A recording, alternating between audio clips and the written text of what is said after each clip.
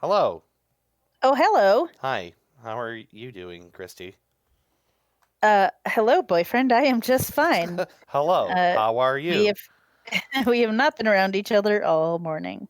Right. Yeah, it is a weird thing to like live with someone and then say hello to them in the middle of the day. Is there someone else we should be saying hello to? I don't think so. Why? Did you hear something? I thought I heard something. Hello. Who is that? Ooh. It's a spooky Wait, no. disembodied voice. I said ooh, and then I immediately went into the like, wow, ooh, ah, and then I was like, ghosts don't do Wait, ah. No, Ghosts are never that's amazed. fireworks. You're close. yes. Very close. Ghosts and fireworks are separated by one noise, and that's the ah. They're very I similar in a lot of ways. I thought I heard fireworks today, but it turned out it was just someone cutting siding. So Yeah. There's like not so exciting. every time they like measure and cut a new piece, there's this like weep, and you expect to hear like a pop, but it doesn't happen. Yeah. Except it was like 1 in the afternoon and bright outside. So I was like, what are they doing? That's just a Yeah. waste of money. Like Yeah. fireworks with no like payload at the end. The thing is, that was happening all the time. Like around the 4th of July, they absolutely would be going off in the afternoon. And I'm like, why are you like this? Those people have too much money. You should ask them for some. Yeah, right. You are They're just literally giving it away. you're blowing it up. Can I have a little bit, please? Yeah, that's the thing. I wonder, do you have to deal with like fireworks constantly out there, or are people a little smarter than that? In the state where everything is on fire, Right. no, we don't set Yeah. off fireworks. I mean, except for people who work for like ICE and have sex reveal parties for their babies. Yeah, It's right. usually not much Yeah, of a problem. that one. Oof. Big oof. Yeah, I I figured as think much. that I feel like maybe I heard a fireworks display on July 4th, and I think that typically it's a town that has a body of water where they can do it out over water and it's controlled. I'm not Yeah. sure. Yeah. Yeah, no, we have them constantly here. And it's like not even just it's like well before the 4th of July, well after the 4th of July, clear into September. You're sitting on a quiet night and you hear weep, pow. I guess They that's don't- better than if they were just throwing firecrackers because that's a confusable noise that is a little more stressful. Yeah, right. Just explosions with no like setup. I just heard a pop, pop, pop, pop. I don't know what's going on. But, Is it a gun or is it a firework? Well, or a really got old that, too. car?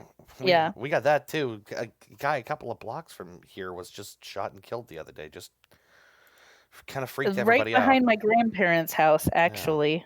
Oh. Really, So, I mean, my grandparents weren't involved, but like your Are you sure? your grandma was not the person. I don't think she was the culprit. Are you sure? Have you Has called? she I don't been think she could ruled get out? away as quickly as the suspect did. I don't So, know. True. Just saying, she had access. She had opportunity. You only have to establish to motive. my knowledge, my grandma does not own a gun. Okay. Well, To my knowledge, they don't tell me everything. that cuts against her for sure. I think we might be able to tentatively rule her out. We'll I'm put it at sure- the bottom of the list. I'm sure they have some secrets. Yeah, not off the list, just at the bottom. My grandma's a very private woman. Mm. She really is. She might be really proficient at firing a gun, and I would never know. Do we? How do we want to warm up into this episode here? We got anything to report? Anything? New or exciting? I don't know if we should, Kerstyn. I don't know if we should do this now, but there's a surprise. There is a spooky surprise. Well, first I should ask, do we have a spooky soundboard or no? I can add in some spooky sounds. Should we pause for a few seconds for spooky build-up sounds? Yeah, sure. Here, we'll just here. I'll edit this in later. So just turn in the spooky knobs and all right. Flip the spooky ones and twos. Yep. It's, I hit For the the big double spooky. big red button that says spooky. I've just pressed it. Spooky. I can drop a picture into chat. I told Christy I was dressing for the occasion to set Oh, the yeah. spooky ambiance. So send it. Oh, that's amazing. Thank you. Hold on. I was going to wear. That is spooky. I was It's- going to wear. I have I'm going to mispronounce it, but I think it's like kigurumi, the onesie pajama style kind of outfit. And it's a bat, but I was going to absolutely sweat to death in that because it's 85 outside today. And then I was like, maybe a sweater. And then I was like, that's not going to work. So I have this jumpsuit that has skeleton bones printed on it. So we're doing that. I have the sleeves rolled up, so my arms look oddly foreshortened, but it's okay. Listeners can't see me. No, but they know that you're looking pretty spooky, and I think that helps. I'm gonna pretend that I'm also wearing something spooky. Right. I've What's your imaginary costume? It's I'm I'm basically dressed for Halloween. I've gone full zombie, including the creepy face paint with like the latex peeling off. Excellent. Frightening. And Leroy Very keeps trying to eat my latex skin. I'm gonna say that I've painted my whole body orange, and I have dyed my hair green. And you're like a pumpkin. I'm a pumpkin man. Oh, okay. I was like, weird troll doll that I left outside. Can you say you've painted your face like a jack-o'-lantern? No, it's just my regular face. I thought maybe you were gonna do like chest paint, like you're going to a football game of the, New Louisville Fighting Pumpkins. Yeah, let's say that instead. Now I've changed my answer. Okay, so we didn't come to a consensus. There is a surprise spooky gift that's contents have been withheld from me. Mm-hmm. Should we reveal this now, or should we wait until we get into the main topic of the episode? No, we can go ahead and do it now. Dave, do you have it ready? Yeah, I have it next to me. I have it in a black zippered case next to her. Ooh. For the grand reveal. Yeah, I had to ask him if it came in this case because it's kind of a nice case. I was like, she didn't waste this case, did she? Nothing sent to you as a gift would be a waste, Christy. Don't talk about yourself like that. Oh, thank you. Yeah, only the second one did not arrive, unfortunately. Okay, I opened it and this is amazing. It's pretty cute. I'm gonna have some questions for you. But can you narrate what it is for? Yeah. Yes, it is a tiny pumpkin that Leroy's very interested in, and it says Spoopy on it with 3 exclamation points, and it has like our address and everything on it, and the postage is directly on the pumpkin, which I knew you could do this with a potato. Mm-hmm. I've heard such things, but apparently you can directly post squash of various kinds if you ask them to put the postage on the pumpkin. Did you have to go into the post office to do this? Oh, please no. I haven't left my home. There's a website that did it for me. Yeah, so it says on the side, it even lists her as the sender, and I think that what's the website again? It's on the pumpkin. It's like send the squash. Postage something. Pumpkin on Instagram. Postage. Yeah, pumpkin. You can post it and tag them if you want. I think there are several websites that do this, but I saw this one recently. I know there's and one for potatoes. I never thought about doing it with a pumpkin. That's really funny. It to clarify, it is a tiny pumpkin. It's like back off my pumpkin, dude. It's like 4 or 5 inches from top to bottom. It's got a significant heft because it's a pumpkin, but it's super cute. Yeah. I was kind of hoping you had gone into a post office and had to explain to them that you wanted to post a whole mini pumpkin, but it's still good. So what according to the website, like there's a dedicated website for this. Well, and according to the website, they grow the pumpkins, and this was like a 2020 emergence because people were not coming to the pumpkin patch, so they were like, "We'll just take baskets full of pumpkins to the post office for you and mail them directly." That's really funny. My favorite part of it was walking outside and just like, hey, there's just a pumpkin out here that wasn't here before. It was like, did a hooligan leave a pumpkin on my porch instead of stomping one? They left it like on the handrail, which was great. Like it was just on the handrail, and I'm like, what? Where did this pumpkin come from? We're gonna put it back out on the handrail. I mean, yeah, it's to be displayed, of course, and leave all the postage on it. Just make sure they don't pick it up. and try to Yeah. return it to sender. Well, That's you true. gotta remove the postage for You sure. get a return pumpkin. I really like thinking about our mail carrier having to deliver this pumpkin to us. Yeah, It seems like they enjoyed it since they jauntily put it on your handrail. There is Yeah. another one coming, by the way, for Dave that is a slightly different pumpkin. I got Christy the classic pumpkin with message, and then I got Dave a party pumpkin. party pumpkin. I just saw it on their I webpage. need to know what a party pumpkin is. It so looks Hey, pretty don't damn go exciting. looking at it. Come I'm sorry, on. it's too late. Ooh. Sorry.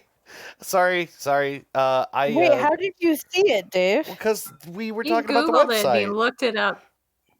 but I don't know exactly you what it's looked going to up look what like. a party pumpkin is, but you don't know what our exact party pumpkin looks like. Yeah, exactly. True, there is variance to the pumpkins based on their natural Yes. growing. Pumpkins are Changes. not perfect clones of each other yet. Well, that was a nice fall-themed surprise. Get back up here, Leroy, and don't try to eat my pumpkin.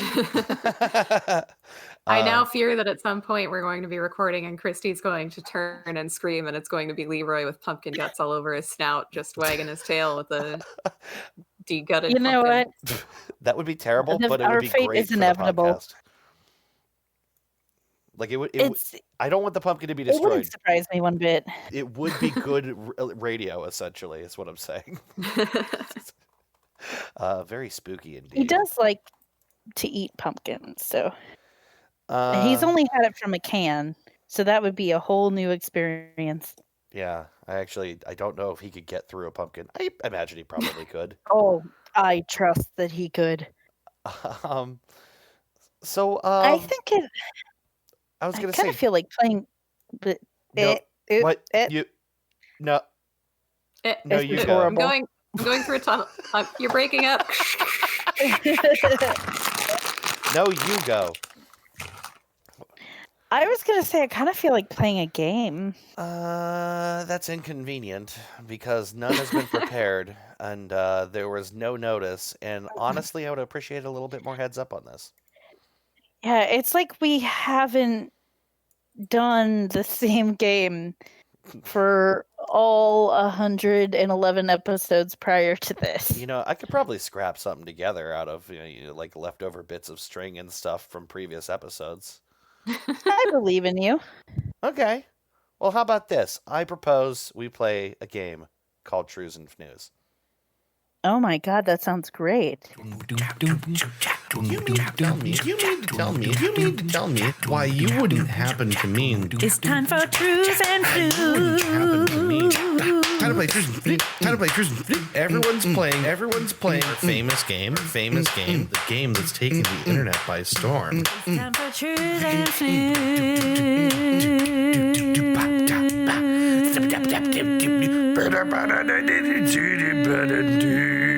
A Merv Griffin production. All right, let's play Trues and Fnews. I always wait to hear the sound of the song, and then I remember that I won't until I listen back. That's right. It's Yeah. very Do it stressful in for me. post. Do it in post. There, it'd be nice to have a soundboard. You mentioned it earlier. It'd be nice to have some live sounds. Just I haven't figured it out yet. I feel like this is inevitably like at episode 147, all of a sudden Dave's gonna get the sound that's like do do do do do do do, and that's all we're gonna hear for Pew, pew. 10 episodes until he gets tired of it. Oh yeah. The thing is, if I get a soundboard or anything resembling it, it's gonna ruin the show. Oh yeah. It's I'm just not gonna gonna have a be- restraint.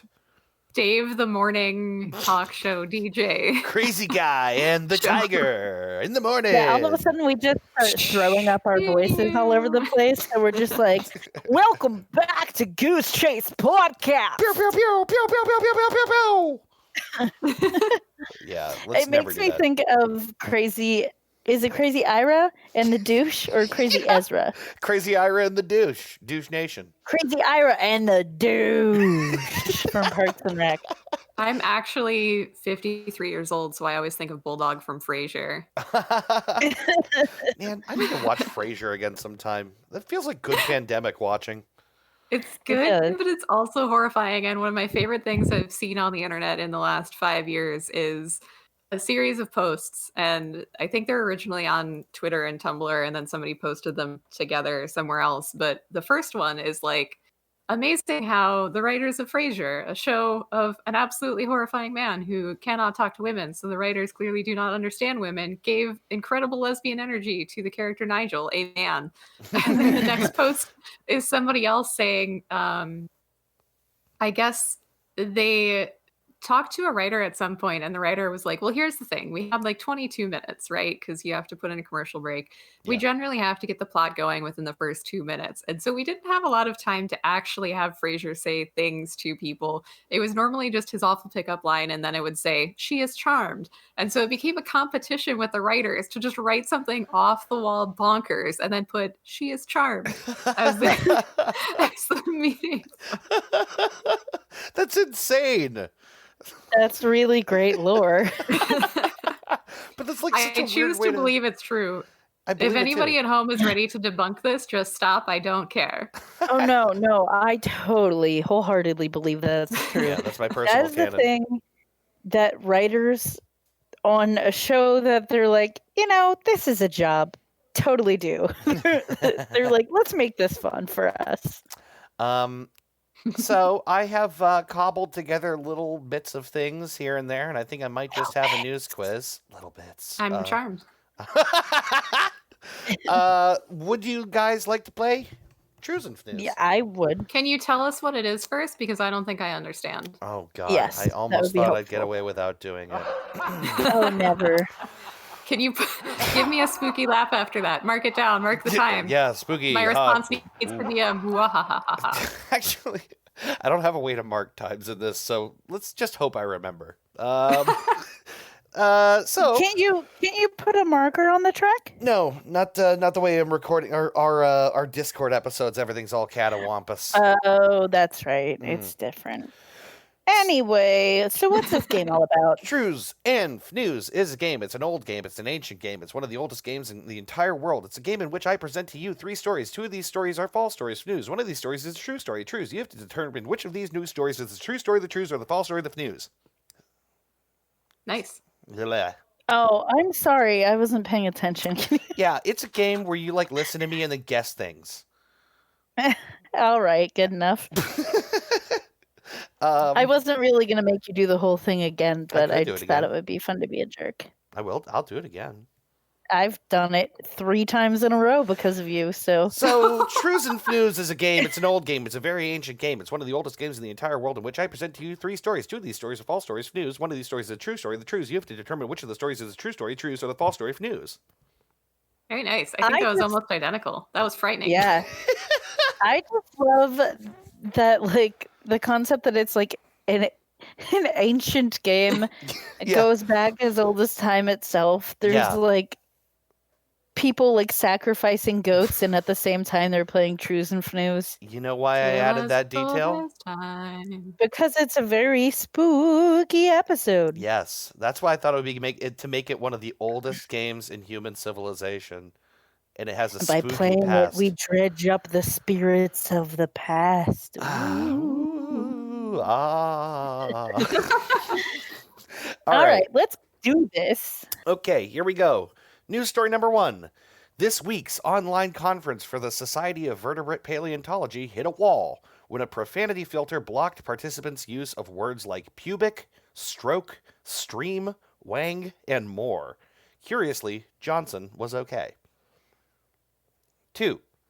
One of North America's largest manufacturers of concrete, Old Castle Incorporated in Atlanta, Georgia, celebrated 60 years in business with a giant cement statue of its founder that cracked in half after 1 day in the sun. It was quickly reset and then fell apart again 4 days later. Number 3. Inventor Tim Muller of Boston announced via press release that he had invented a functional perpetual motion machine, but was publicly embarrassed when inspectors discovered a magnetic propulsion device installed in the design secretly by his son. Wow. I was going to say the first 2 were suspiciously long, but then all of them were suspiciously long. Yeah, this is this. That's a tactic. Yeah, that's part of the MO, right? So, do you want to hear him again? Yeah. Yes. All right, number 1. This week's online conference for the Society of Vertebrate Paleontology hit a wall when a profanity filter blocked participants' use of words like pubic, stroke, stream, wang, and more. Curiously, Johnson was okay. Number 2. One of North America's largest manufacturers of concrete, Old Castle Incorporated in Atlanta, Georgia, celebrated 60 years in business with a giant cement statue of its founder that cracked in half after one day in the sun.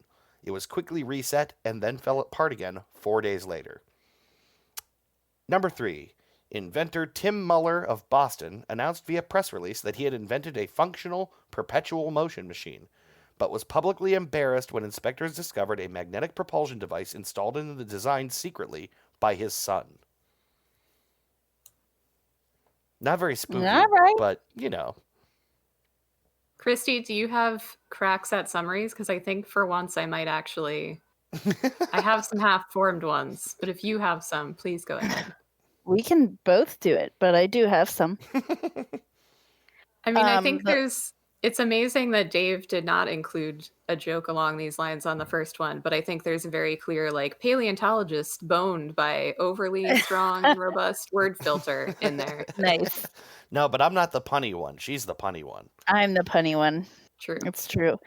No, I went serious with it. With the first one, I went censorship is the downfall of society. Okay. Because I thought it would be really funny to take such a serious take on that, but just to me, I guess. The second one I wrote, concrete companies bad at what they do. True. Trues. And the third one I wrote, magnets still they're perpetually motion. Okay. You totally cheap. Perpetual motion, how do they work? Miracles. How do they work? Everything is miracles. It's just there in the air. If there's one thing that we believe in on Goose Chase podcast, it's miracles. I thought you were going to say magnets. We're really big magnet fans, too. We're a huge pretty big fan. magnet fans. Did you have any other summaries for those? I feel like I had one for the second one, but then I lost all of my audio with you and was frantically leaving and rejoining Discord for a few seconds, and I lost it. Oh, no. It's okay. It's a tiny surprise that will help me later if I re-listen to this episode. I'll get to learn what happened in those 10 seconds. Oh. A mystery. I'm trying to decide which one I think is true. I feel like this is not my strongest quiz. I don't know. I think they're all equally like odd. Like they have a very similar feel to all of them, which makes it difficult. Mm-hmm. I guess they're all kind of fails. Yeah. It is very spooky to think about like widespread public embarrassment. That is spooky. That's everyone's biggest fear, of course. I'm going to be burned by this, but I'm going to go with the second one as being the true one. Okay. I This like works out well because... Go ahead. I was going to say, just like the poetic nature of a company, like the whole thing they do, they try to do it as like a big show of respect for their founder, and they totally fuck it up. Like there's something magical about that, so I'm going to go with it. Okay. I think my joke summary of that one was going to be something around the way that people drive past a construction site and they're like, why are 5 of those guys just standing there not doing anything? They could be working. And it's like, actually, they were waiting for the concrete to cure. And because they did not stand around and wait, it broke. That's right. You need people standing around doing nothing so that things get done. And also, this is a very important, like, weird thing for me, so I'm going to speak on it for a moment more. But manual labor is a very difficult person in your air-conditioned car, and so frequently, if you're doing something like digging out a post hole by hand, you do it in a round and you take breaks. Those are important. Yeah, seriously. Especially in like 90-degree weather. Direct sunlight in safety gear. Yeah. It's like really easy to criticize that from your like cool car and be like, what are you guys doing? So I was already leaning toward the third, and I like spreading out our answers. So I'm going to go with number 3. I think it was a well-intended child Okay. All right. So 1 vote for number 2, 1 vote for number 3. I stumped you. Both of us. Aww. I actually stumped you because it was, in fact, a profanity filter that kept the Society of Vertebrate Paleontology from actually being able to talk about paleontology in their online conference. I just didn't see why stream would be blocked. That's very bizarre. Yeah, I'm not sure that who is they hired bizarre. to implement their word list, but it was a very bad job. Yeah, that I did. I Yeah. also didn't see that one. Although I think What bone might have got been one of the me- words that What got wasn't. me was that they somehow found out that Wang was blocked, and I was like, but why would that be their, like, that would not be their first It was choice? someone's name, Somebody's though. last name. Yeah. Oh, that makes sense. I was stuck on the penis angle as I per was really usual. stuck on stream. I was like, I don't understand what Ding Dong would put stream in a blocked word list. Yeah. I guess I underestimated ding dongs around the world. Sorry. Ding Dong was definitely blocked. Yeah. So I found this in a it's actually, so it was referenced in a couple of different articles. There's a article from The Guardian, which you'll find quickly if you decide to Google it. But yeah, the list included bone, pubic, stream, beaver. There's more. I think they just have a thing against beavers. Beaver and stream, You can't say logs. damn, What's hell. the status on damn? Yeah, Damn. damn and hell are no good. Hmm. Jerk, knob, erection, dike, crack, and enlargement. I want to know where they found the core word list for this, because this was very poorly implemented. Yeah, this is like bad design. Like, there's plenty of It's times you can use all someone those words. who hates beavers.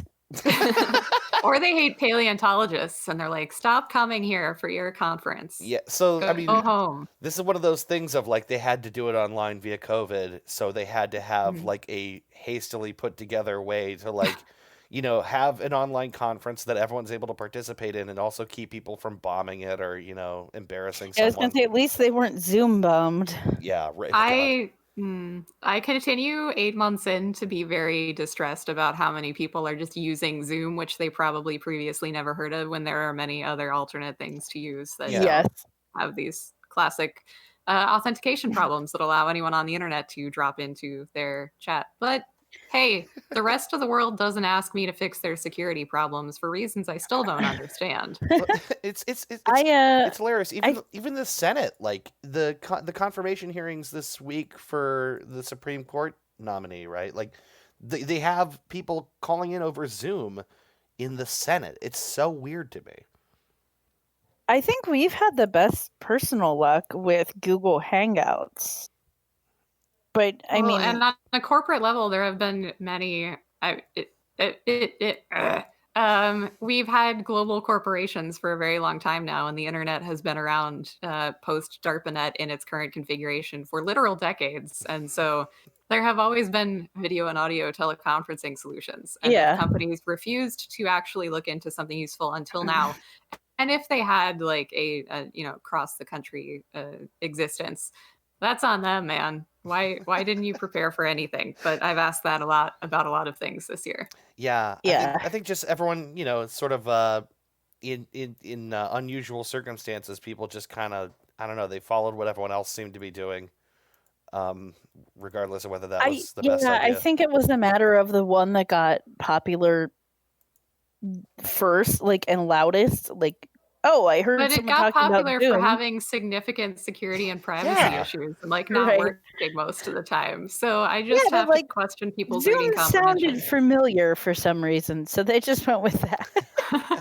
They're like, yeah, I've heard of that in the news probably this Yeah. morning. Maybe. Let's do that one. It must be because it's perfect and works so well, and that's why the news is talking about it. That's why it's got that Big sleek vibe. name, Zoom. Yeah. Yeah, it sounds cool. Sounds fast. Oh man, kids love getting on the Zoom. Pew! Go to school. Zoom. Anyway, we're actually like coming in right around a half an hour here, so this is actually a great time for us to stop and take a break. Yay.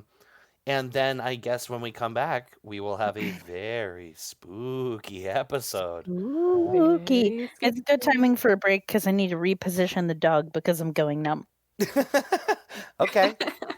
All right, so we'll take a break. We'll be back in a bit with the rest of our spooky time episode. Ooh. All right. Ah.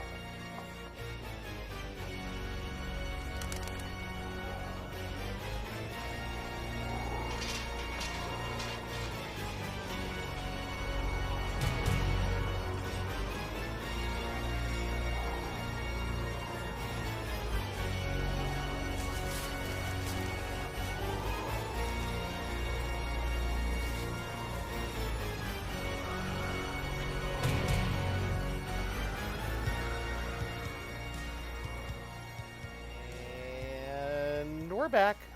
And we're back. Oh, We're back. shoot. I left my coffee out there. We're not back. The Well, coffee's not back. Nope, we're back. The coffee is not. Talk amongst yourselves. Oh, Scary situations. The coffee is upstairs, but you're downstairs. Ooh, whatever will our protagonist do? He has to venture up by himself in the broad daylight of mid-afternoon to recover Very his beverage. spooky. The haunted living room may trap him, and he will never return. That's, I can't. Oh, good, you're back. Oh, our hero We were- returned. Ooh. I'm going to include that all in the episode. I'm not cutting Oh away no, from please that. do. It's. Yeah. I was just worried because I was running out of things to riff on because I've never even seen the Yeah. inside of your house. So I Oh, that's right. I somehow Wow. forgot that. how on earth do I picture what spooky encounters you might have on the way? Because I don't know where you're going. There is the spider in the corner. There is It's not in the It's corner anymore. Where did it go? the haunted dog fur under the chair. When will it So emerge? much haunted Ah! dog fur. Just imagine like a very suburban house built in the 60s that has like a half step up onto like, so there's like the I'm living very room and everything. concerned, and I don't think you should actually describe your floor plan for all of the internet. Like one day you That's might true. get famous, and you're going to be like, "Imagine a house. It's a ranch. It's at 650 3rd I'm Street. not giving her address has for sure. One floor and no cameras, and we go Well, let's here just alone say- by let's just ourselves." say it's frequently. It's nice in 60s. Let's just say A that. man approaches. His social security number is. Sorry. Yeah. Identity theft is very scary. It's on theme. Ooh. Ooh. Ah. Yeah. Why don't we move on to our topic here, which is It's a very even spooky one. scarier than identity theft. Even Dun, dun, scarier. dun. My Um, goodness. In somewhat First, related, maybe? kind of. But first, I think we should make sure the listeners are ready. Do you have your candy corn or your other Halloween candy nearby? Your candy pumpkins. Have you locked your doors? Yes. Have you closed your windows? Have you checked the news update running right now about an escaped convict right up your street? Ooh. Have you looked behind you? He's right there with a chainsaw. All right. It reminds me of the Looney Tunes movie. Oh yeah, that guy with Or the the chainsaw. Tiny Toons movie. Yeah, the guy with the chainsaw. That guy with the chainsaw. Yeah. Man door, hook, car door hand. Yes. But yeah, no, this is a very Anyway. spooky episode in anticipation of Halloween in the middle of Spooptober. And I believe I know what it is. But why don't you introduce the topic, Kerstyn? Well, gather your blanket, cower in the Oh, I corner got of it. your couch, and get ready to talk about debt.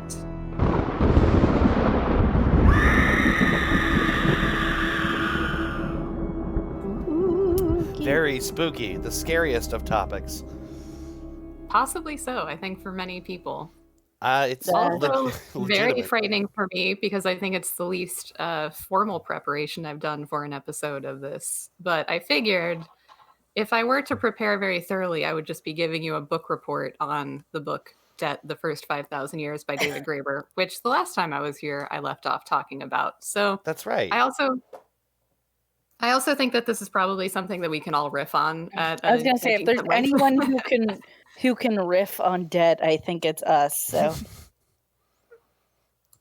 I wish I had looked up this statistic about like what percentage of households in the US cannot afford a $400 or a $1,000 emergency, because that would have been good to start with, to point out that probably everybody could. I mean, I don't think there's anything unusual or significant about us. Yeah. no, I think the vast majority of people have some relationship and familiarity with debt in some way, shape, or form. Yeah. I mean, But I know specifically Dave and I definitely do. well, like one thing, there's like ordinary debt that I think most people have, right? Like everyone probably, not everyone, but lots of us have maybe one credit card and maybe the balance isn't even that high, but like we have some debt and that's like regular day-to-day debt. And then there's like, if you get into the mess of having a house, that's a scary debt. It's a bigger debt, but it's like a long-term debt. And then there's college debt, which is like big and like, relatively short term. They expect you to pay it off. And so it's like and those balances can be Looming. huge. And there's like all these different ways that debt like kind of makes its way into our lives, whether it's a car or a home or schooling or all that. Everyone has The- like some level of experience with it. The Who thing among I us? find spookiest is, which hopefully you will probably be touching on here, is the conspiracy of debt, and how we get into it and how we're kept in it. A little bit. I was going to add also, who among us but Dave Ramsey himself can say that we haven't had some sort of debt? Oh God, wait, who's Dave Ramsey? Oh my gosh, you don't know who Dave Ramsey is? I No. am so Mm-mm. excited. Wait, You're is part he of the money today's... dad?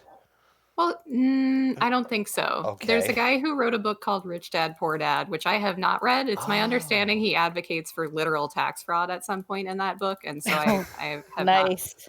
I have not picked it up. Dave Ramsey, I'm so excited to get to explain this to you. Okay, I remember the title He's- Rich Dad Poor Dad, but I don't know anything about him.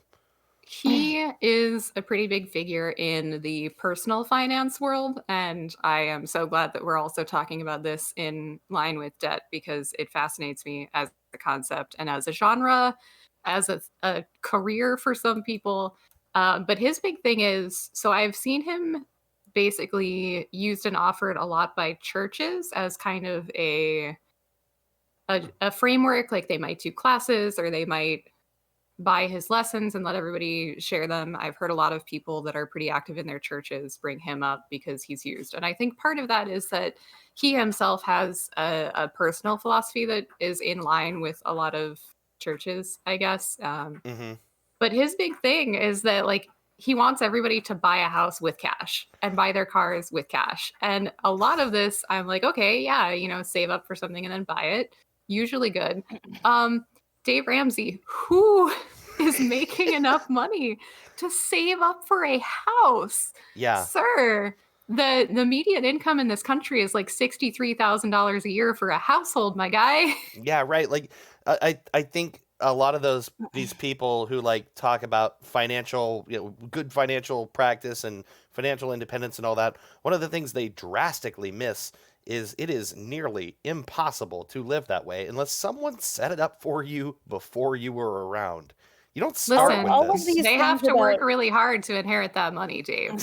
Right. all of like the financial advice articles crack me up. Like it sounds like what Dave Ramsey is talking about, but also like, I don't know, 20-year-old, 22-year-olds who graduated college and are like, how I paid off my loans in 2 years with no help except lots and lots of help, and if I can do it, you can too. Like, Uh-huh. the biggest linking factor is people failing to be able to check their privilege.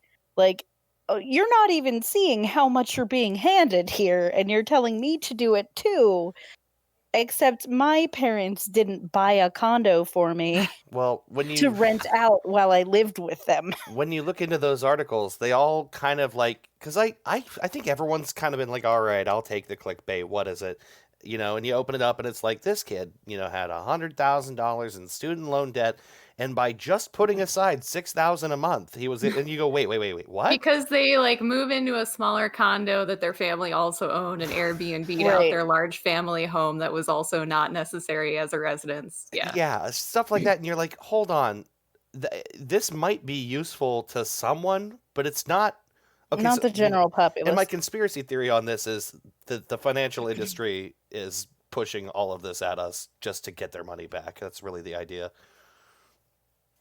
There are so many things to pick at, and that's why I figured I probably wouldn't have to prepare too much. I do want to add that Dave Ramsey's full name is David Lawrence Ramsey III, which to me, out of hand, I don't know how much I care to receive financial advice from this person, but I would like to say a lot of what he says I agree with. I think that a lot of people kind of sit with him in this space where they say, this is really helpful for a lot of everyday people to do every day to change some base level habits. However, maybe not the buying a house in cash thing. Yeah, it's like good kind of common sense financial advice.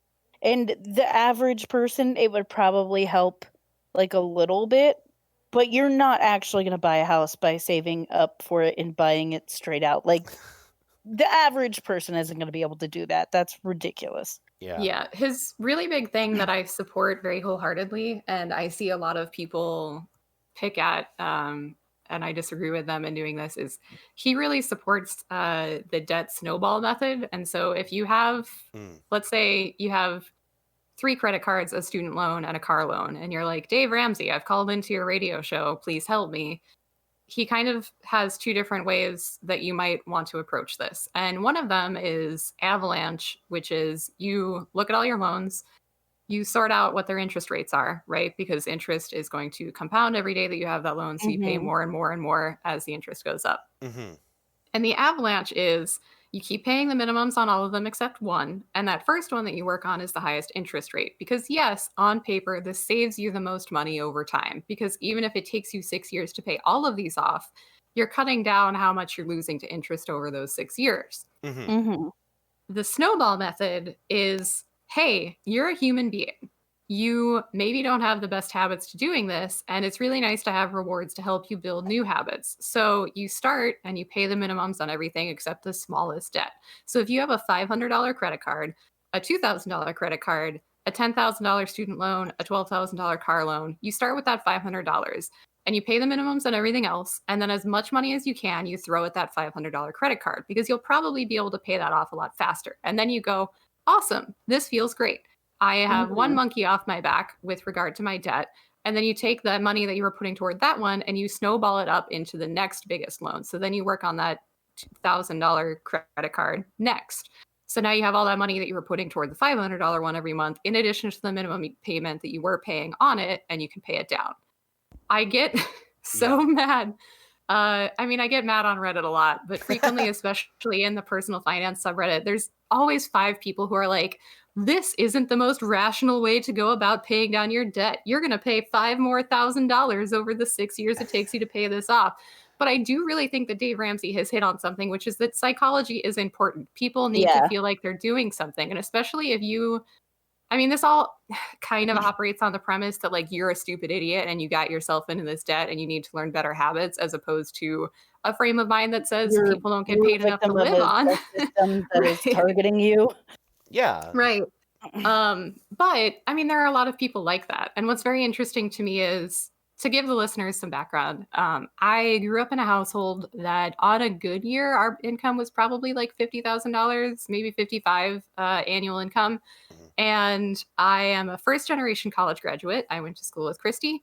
And I started at the bottom. Now I'm here in the middle class, and it's really weird. And I kind of hate it every day, all the time, because I feel like the reason we have so many of these articles that are like 7 ways I paid off my student loans in 2 years, they're the very like, stop buying a Starbucks latte. If that's $5, you could save that by making coffee at home. And I'm like, yeah, no shit. I make my coffee at home with Folgers already, and I bought my coffee maker at Goodwill for $4. So yeah, give me something else here. I think that I think that there's like this mindset, and you hit it on it a little bit, of like, it's condescending. people like in positions of wealth often condescend to people who are not, and they see all of that financial burden on them as their own problem, and I think it is kind of gross.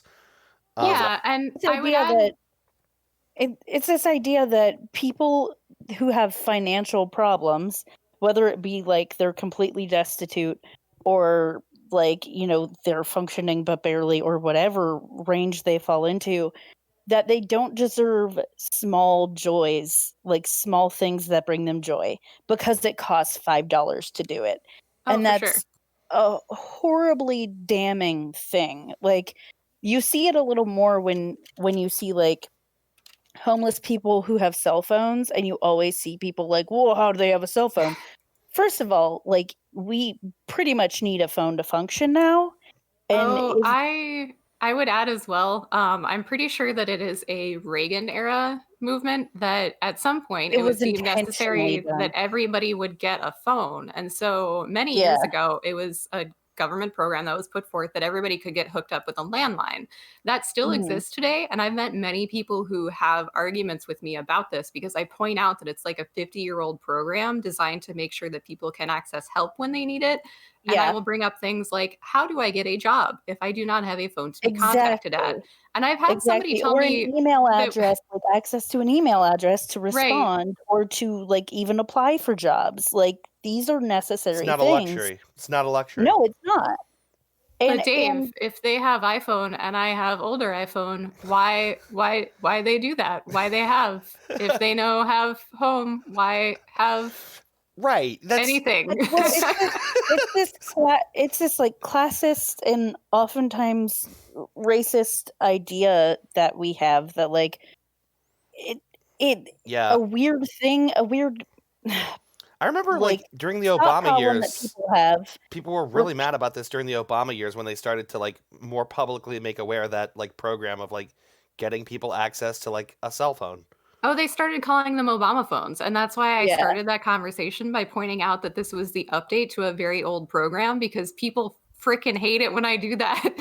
Yeah. Because I'll point out, like, this is just moving up from a landline. And in addition, for people who don't have homes, this allows them to have it. And then frequently, the only response that I get is like, well, I can understand a landline, but like, why a cell phone? And I'm like, Well, if you don't have so anywhere you to mean put a to tell me landline, right. You mean to tell me that you're willing to deign that they might have a phone connection, but you're upset that it's portable? This is what you're mad about? Sit it's down with yourself and explain to me why that makes sense. I could tell well, you. it's this idea that people have that like, well, they're clearly not as good as me because they're in the position that they're in, and they obviously did something to get them there.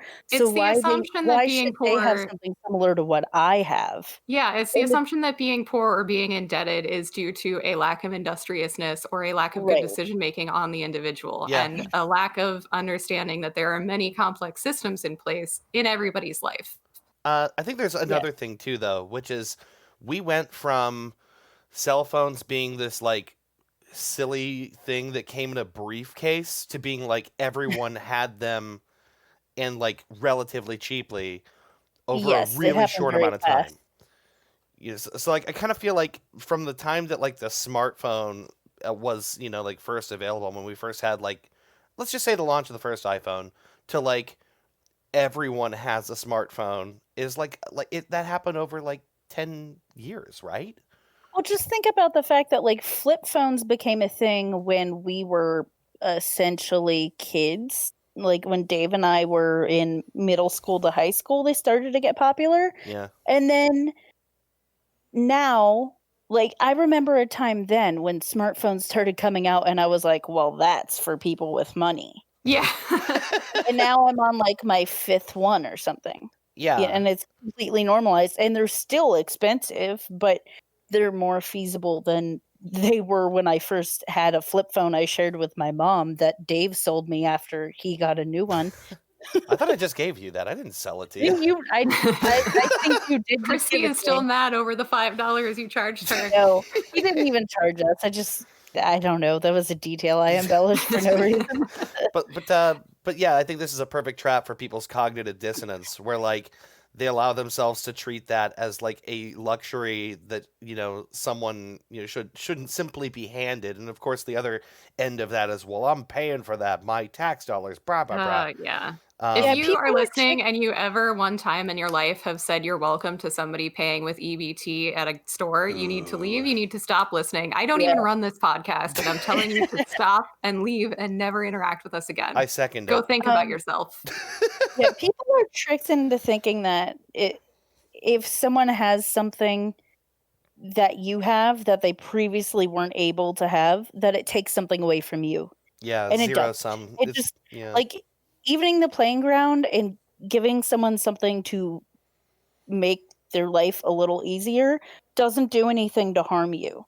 And if you think that someone else having a more even playing field is going to like be bad for you, it just means like you want other people to be below you and you're fucked up and just again leave. Just go. So to backtrack a little bit, I want to add that part of the reason I brought the clickbait thing up is that I personally, anecdotally, Mhm. feel like some of those behaviors are things that I only started seeing when I started working in like white collar salary jobs with people who were of a higher class than what I came from. Because I would see those people go buy a $14 meal every single day at lunch, and I've packed my PB&J for the 10,000th time in a row, even though I'm sick of it. And I'm Mhm. like, oh, people do that. And I was amazed. And you see this where people talk about, we make $150,000 a year and we're living paycheck to paycheck. And I think that it's very hard to be somebody who came from a working class background and see that and not just be like, no, you're the idiot. Like you're making it that way.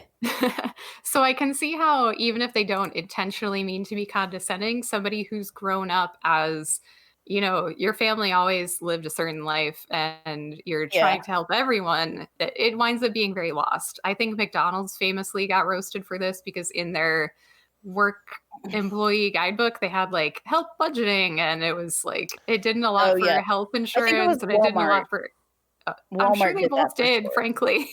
Yeah, I'm sure they did. Yeah. Both companies that consistently hire people under full time don't provide them benefits and are fine with them needing to use state and federal resources instead of paying them more. But to get out of my anecdotes, I had this in my brain and I forgot to pull it up. So I'm glad Christy said something that tipped me off to remember it. There is an author named Tressie McMillan Cottom who has written a book called Lower Ed, but in addition, she's written some books of essays, and she has a really excellent essay called The Logic of Stupid Poor People, that if you Google this, it's on her site. You can just read it. And it talks about this thing where class and race intersect, and she talks about, like, we hate poor people. First off, they're poor when it's easy to not be poor, and also they buy stupid things. And it talks about how, what Christy said, we get mad because somebody buys a Bath and Body Works candle when they could just have a non-nice smelling apartment if they're so poor. And also things like, well, why does that person who isn't filthy rich have a Louis Vuitton handbag or whatever? And we start to build this idea that there are like good poor people and there are bad poor people. And she writes really well on it. It's pretty short. I recommend reading it, but I wanted to read off part of the end summary. Yeah, please do. Which is, at the heart of these incredulous statements about the poor decisions poor people make is a belief that we would never be like them. We would know better. We would know to save our money, eschew status symbols, cut coupons, practice puritanical sacrifice to amass $1 million. And then talks about, this idea that, oh, there was a lunch lady who was rich and nobody ever knew because she drove an old Corolla for forever.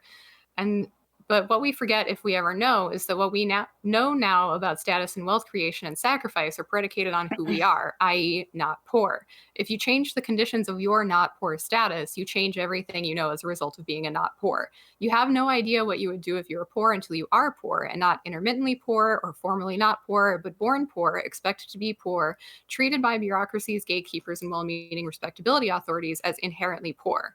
Then and only then you will understand the relative value of a ridiculous status symbol to someone who intuits that they can't afford to have it. And I find that incredibly poignant when kind of looking back on my own life and having these people say, well, I would just do blah, blah, blah. And I'm like, okay, bud, I didn't know anybody but my teachers who went to college. So I did a bunch of foolish stuff my entire first year. I brought a ton of weird stuff with me that I didn't need. Like my entire life, day by day, was me being rocked by the assumptions that I had from TV shows about what college would be like being adjusted into reality. And everybody else, pretty much, because I went to a private school, not knowing that this was significant. Like, they kind of just knew it. Like, it was fine. Yeah, and like the so stuff think people about that. assume. Yeah. Yeah. Think about that writ large. Your entire relationship with money, your expectation that you'll have food at the end of the day. Mm-hmm. God. Yeah, I also was a first generation college student in my immediate family, but like my aunt had gone to college, but it was like 20 years before I had, so it was any information was outdated, but I had a little bit to go on. It wasn't maybe as big of like a culture shock, but it still was. I had no good advice because if no one around you has done it, it's like, sure, sign up for all those loans because how else are we going to do it? Like, Yeah. Yeah, I think a when lot of the something language is new, you make bad decisions or silly decisions all the time because, like, you only know what's being like told for you to do by people who know more than you, and if the adults in your life don't know more than you, you take the advice where you can get it, and sometimes it's not reliable. You know, just to like put a slightly different spin on this, like I think there is something about like financial like literacy that is missing even in family like my folks both went to school, um and I think they were relatively smart about money. We didn't have a lot of it growing up, and like they didn't like work jobs that were like really high paying jobs, but like they did pretty well. But I don't think I ever learned from them or from school until I got a lot older, like how you're supposed to deal with money. And even still now, like I look back at mistakes I made in the recent past and I'm still making, and I'm like, it feels like we should be teaching people in school better, like how to. I would add, however, that I hear this a lot, and I guess I always wonder how much other people paid attention in high school, because I am convinced that my former high school classmates say things like, "We didn't have this," and I'm like, "Yeah, we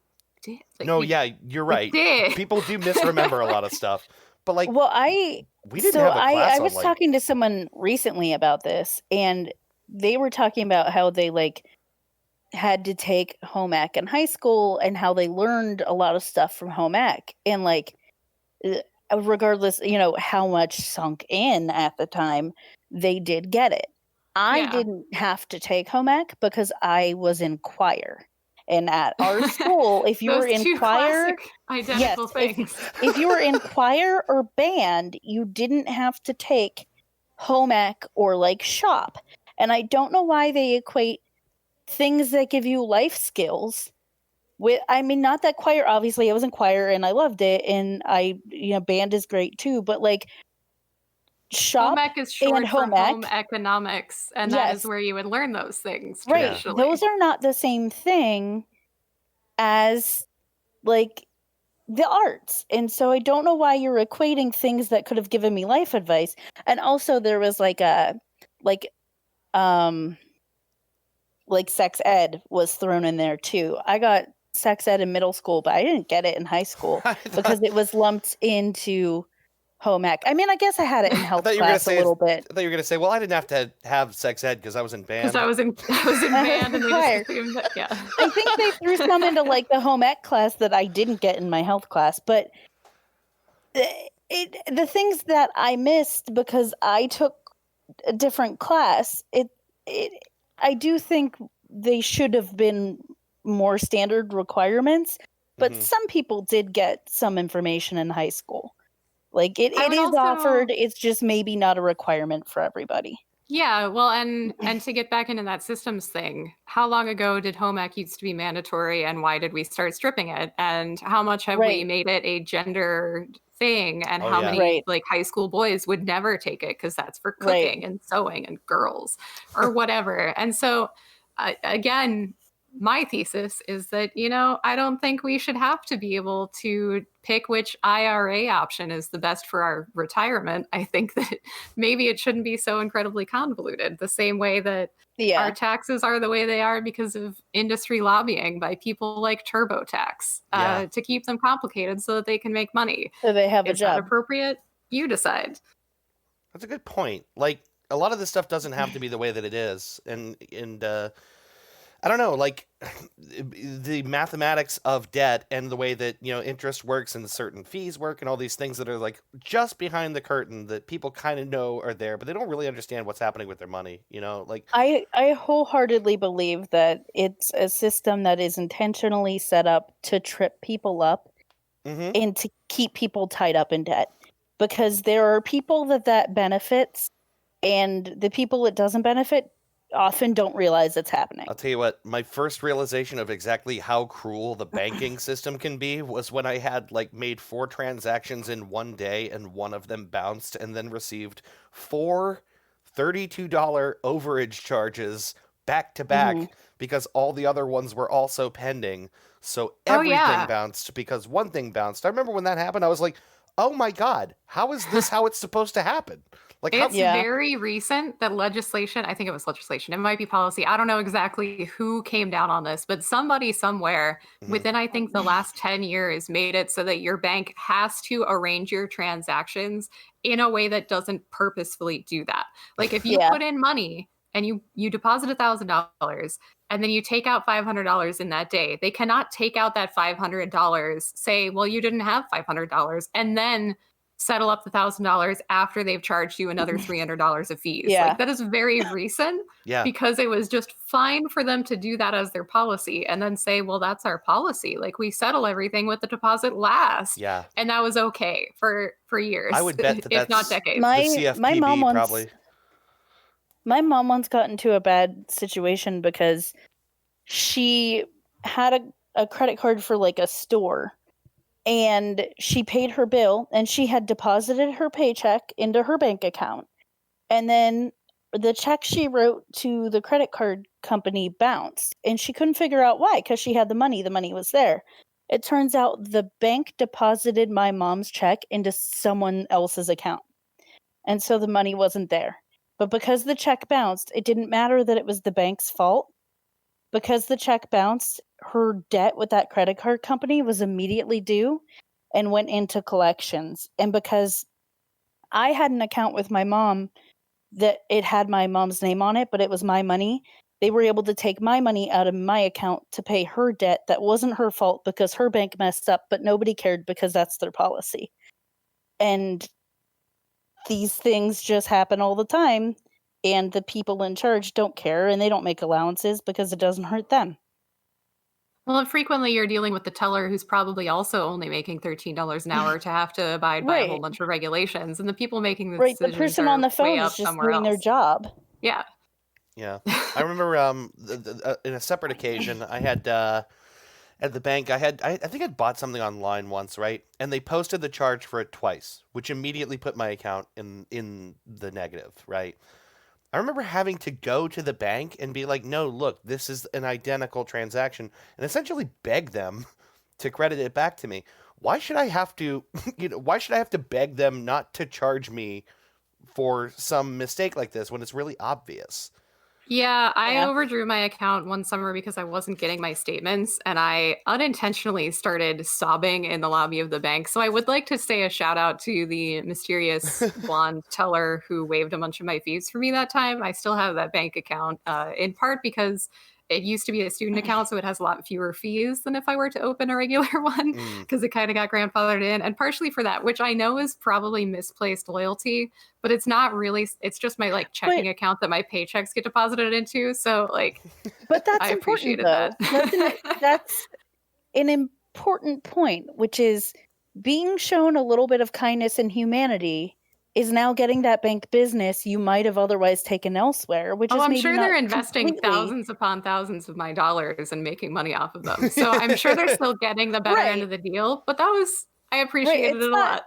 It's not completely 100%, on topic, but I do think it's important in general that actually acting like you care about people It's good works business. and goes, it does good things for you in the long run. Yeah. Yeah, and it's I good hope she didn't business. get in trouble because I thought at first she Yeah. was kind of just ignoring me, but I think she was kind of quietly just furiously typing, and she was just like, okay, here's this. This is what I could do. How's that? And I was like, oh my God, thank you. That's great. Great. And I like sniffled my way out of the But like right there, that's a perfect example of like, if this is something they can do at discretion, why in the hell do we live in a world where it's normalized, to be punished by, the financial institutions that you belong to?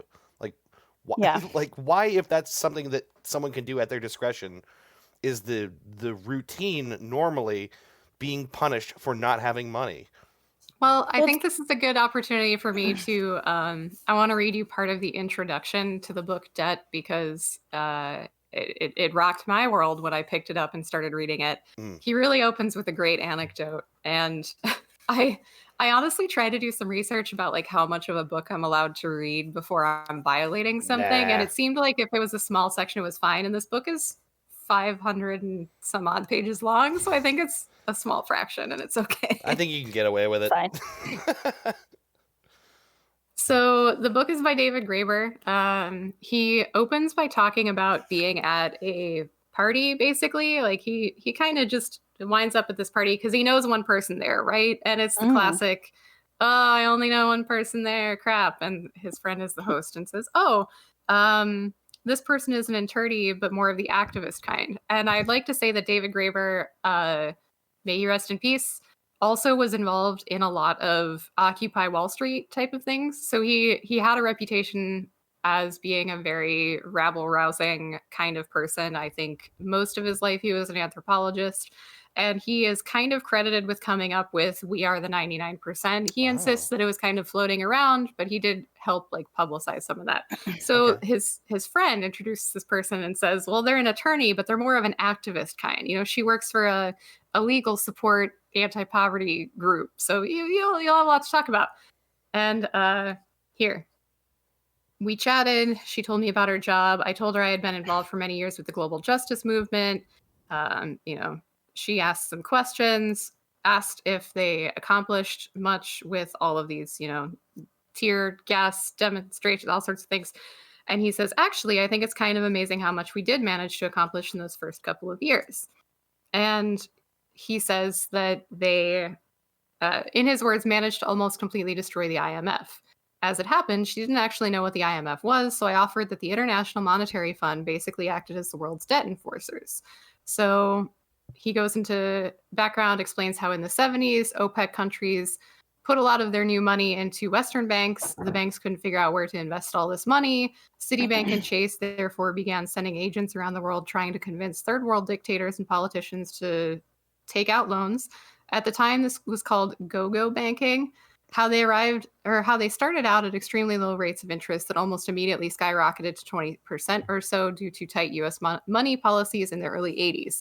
During the 80s and 90s, this led to the third world debt crisis. How the IMF then stepped in to insist that in order to obtain refinancing, poor countries would be obliged to abandon price supports on basic foodstuffs, or even policies of keeping strategic food reserves, and abandon free healthcare and free education. How all of this had led to the collapse of all the most basic supports for some of the poorest and most vulnerable people on Earth.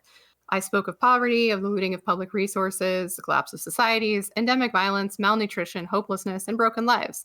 But what was your position, the lawyer asked. About the IMF? We wanted to abolish it. No, I mean about the third world debt. Oh, we wanted to abolish that too. The immediate demand was to stop the IMF from imposing structural adjustment policies, which does all the direct damage. Managed to accomplish that. The more long-term aim was debt amnesty, something along the lines of the biblical jubilee. As far as we were concerned, I told her, 30 years of money flowing from the poorest countries to the richest was quite enough. But, she objected, as if this were self-evident, they'd borrowed the money. Surely one has to pay one's debts. It was at this point that I realized this was going to be a very different sort of conversation than I originally anticipated. And he talks about, how do I start? These loans were taken by unelected dictators, and then, the people are on the hook for paying them back. They have to basically take food out of people's mouths in order to pay them back. Talks about the difference between demanding things to refinance a loan or offering a refinancing that benefits anybody, on and on and on. And he says, actually, the remarkable thing about the statement one has to pay one's debts is that even according to standard economic theory, it isn't true. A lender is supposed to accept a certain degree of risk. If all loans, no matter how idiotic, were still retrievable, if there were no bankruptcy laws, for instance, the results would be disastrous. What reason would lenders have not to make a stupid loan?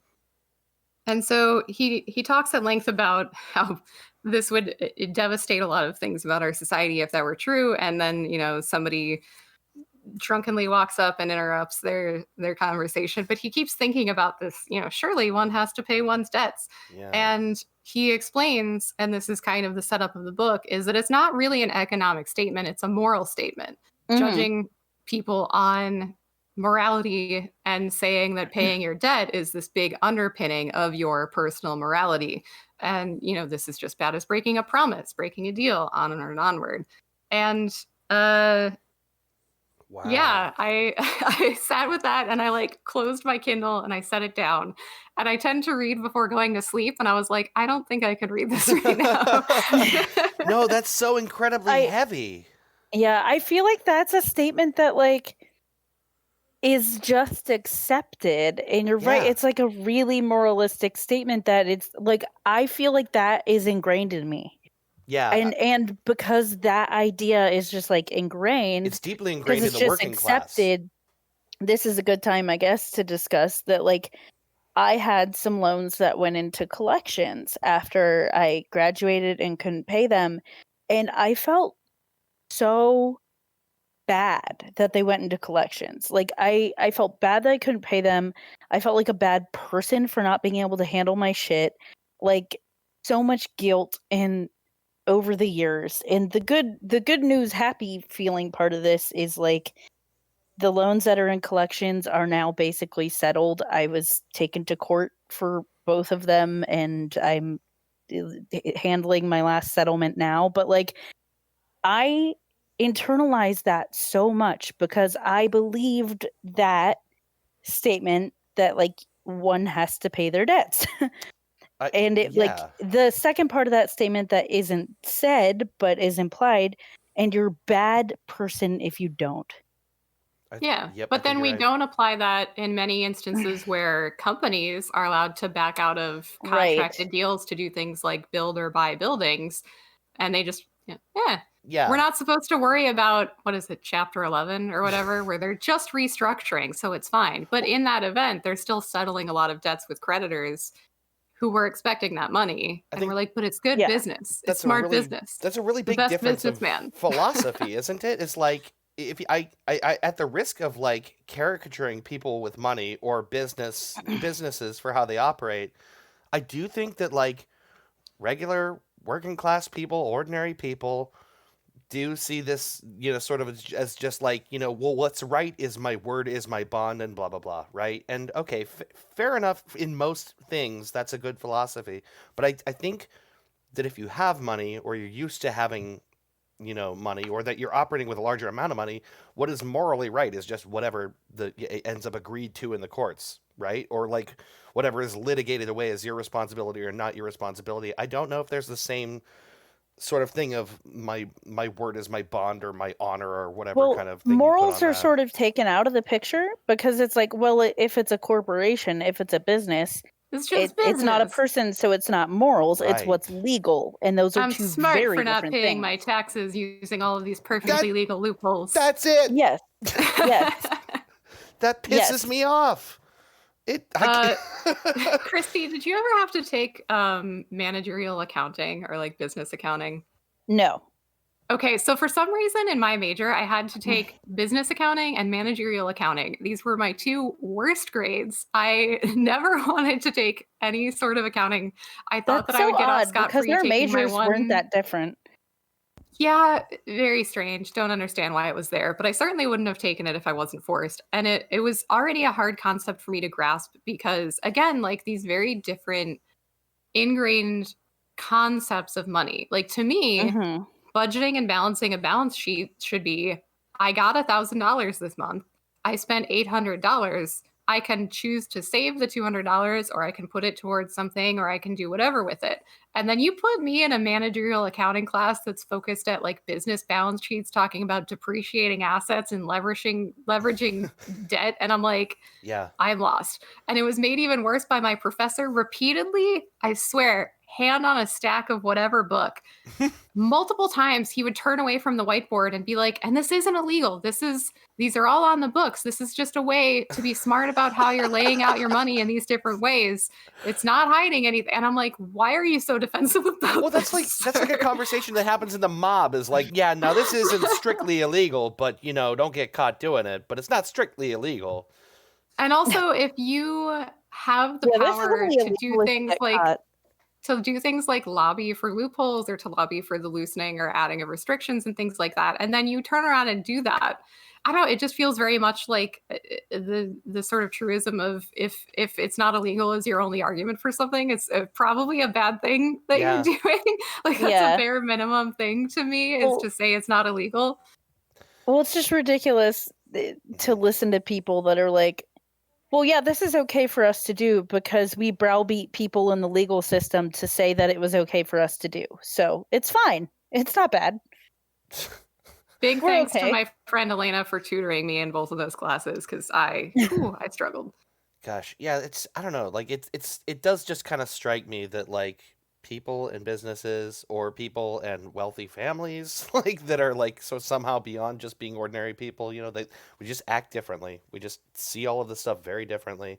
And I think there's a reason that like I don't have a lot of like biblical knowledge, right? But like all the way, back to like Jesus's times, people were like, no, this system of like, usury. Yeah, usury and abuse with money is like, it's not just like mean, it's a sin. This is bad. Get it out of our lives, Yeah, baby, that's in this book too. I'm so excited you brought it up. If my dad is listening, he'll probably be impressed about that one.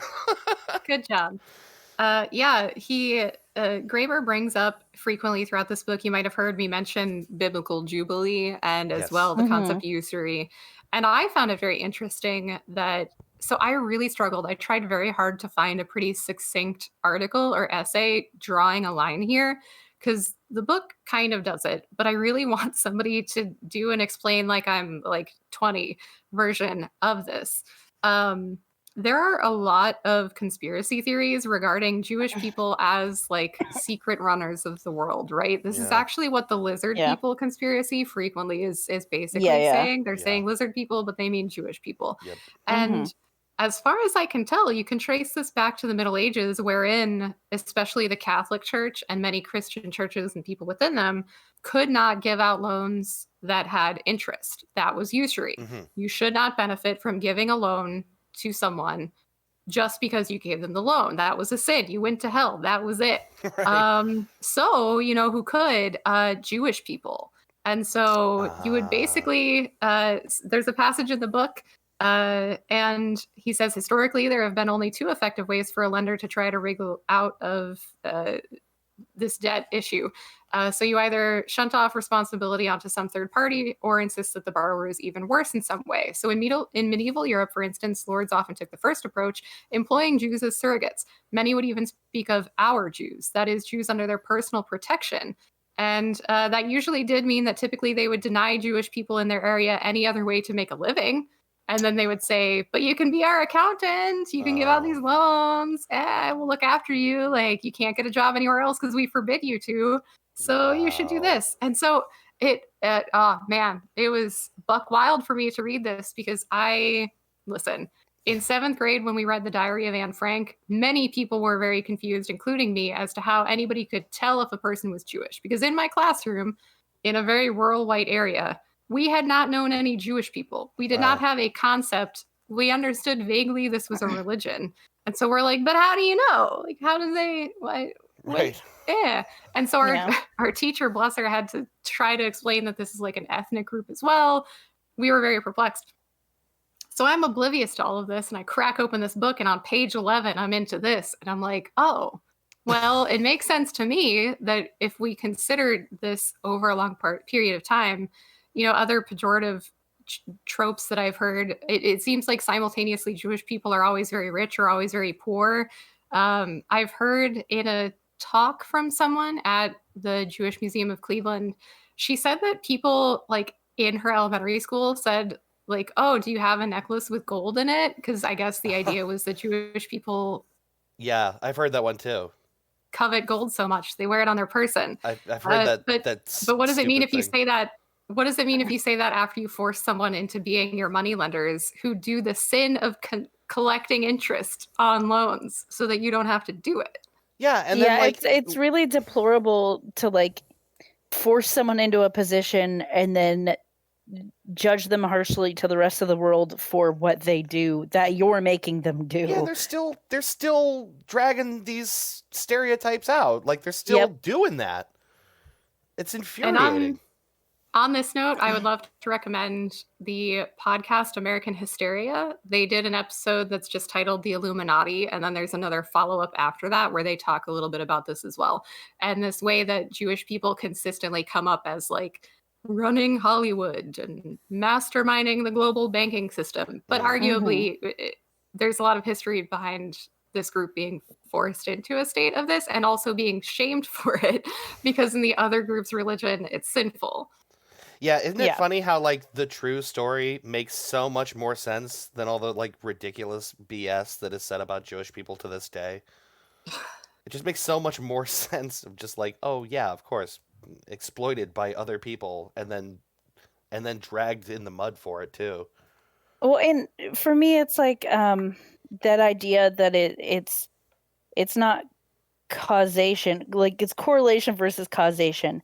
Yes, there are a lot of Jewish people in the financial world, but it's not.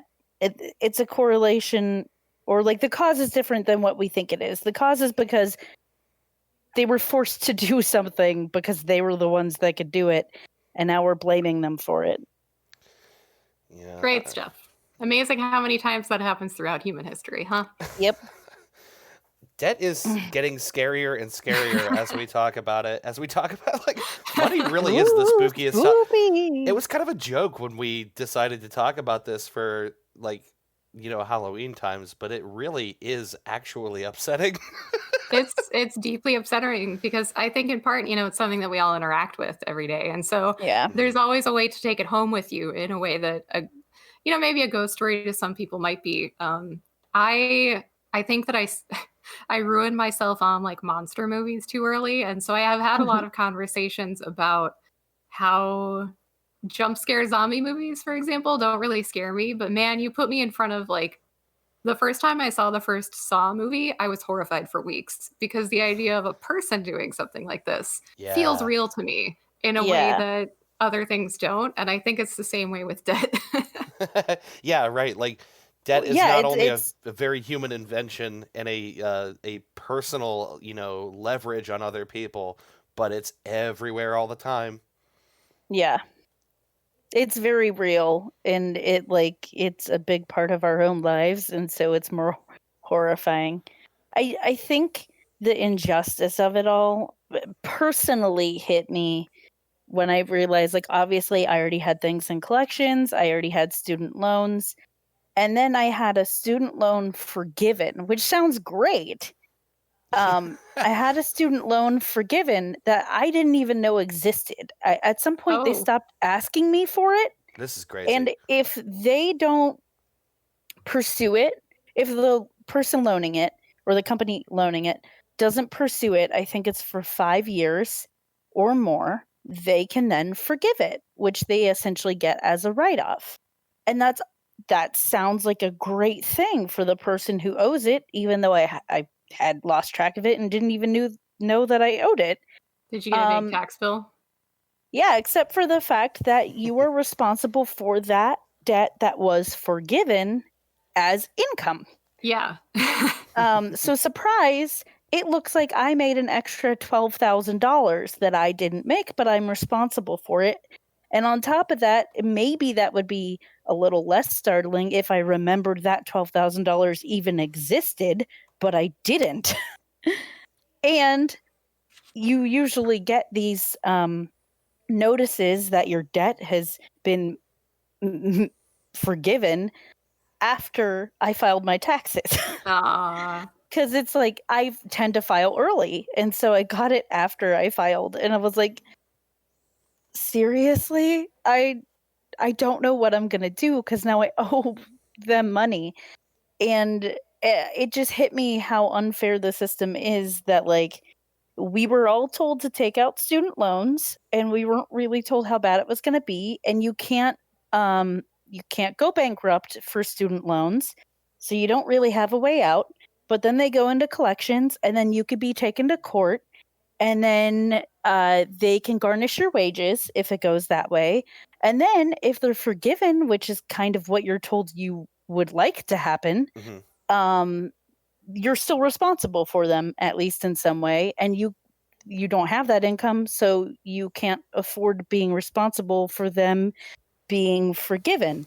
And so it's like this weird cyclical system that is like, oh, of course this just exists to keep people in debt constantly. It's like if someone gifted you a goat and you're like, I didn't really want this goat. Now I'm responsible for this goat. This goat, I have to maintain this. This goat is ruining my life. Who gave me this goat? This is a $12,000 goat that I can't afford. It's like, thanks for the gift, which is a thing I have to, now I'm responsible for and is causing me more trouble. Thank you. Yeah. I don't know. I'm thinking a lot about this thing that we started to touch on earlier, but it does seem really important, is that when people lend money and that risk they assume when they do it, if we don't like assume that lenders are making responsible decisions, I mean, I guess like that's the kind of thing that led to like the giant housing crisis and stuff, right? Like, yeah. When lenders, well, kind of. There was certainly more to that in the vein of, finance groups passing off things to each other, and also finance groups believing that this incomprehensible computer program must certainly be doing something really good without checks and balances on that. But yeah, also that. And I would add that I looked into this a little bit, and it doesn't seem clear to me that pretty much anybody got a repayment or forgiveness in any way. So if somebody talks you into taking on a variable rate mortgage in 2007, says that they can totally approve you for all this money, at some point, a lot of people, I think that there's a little bit of personal responsibility here in stopping and thinking, I make 18 grand a year. Can I really afford a $200,000 house? Yeah, but also true. At the same time, these structures are held up as all knowing. And, we say that banks don't want to take chances on money they won't get back and things like that. And so at what point is a person supposed to like out research Goldman Sachs in respect to a mortgage? Right. Well, it's expecting someone who maybe their family has only ever rented because they couldn't afford a home, and you're expecting them to know more than the people who are trying to convince them that no, that's perfectly fine. And you kind of defer to people who seem to be the experts because they should know.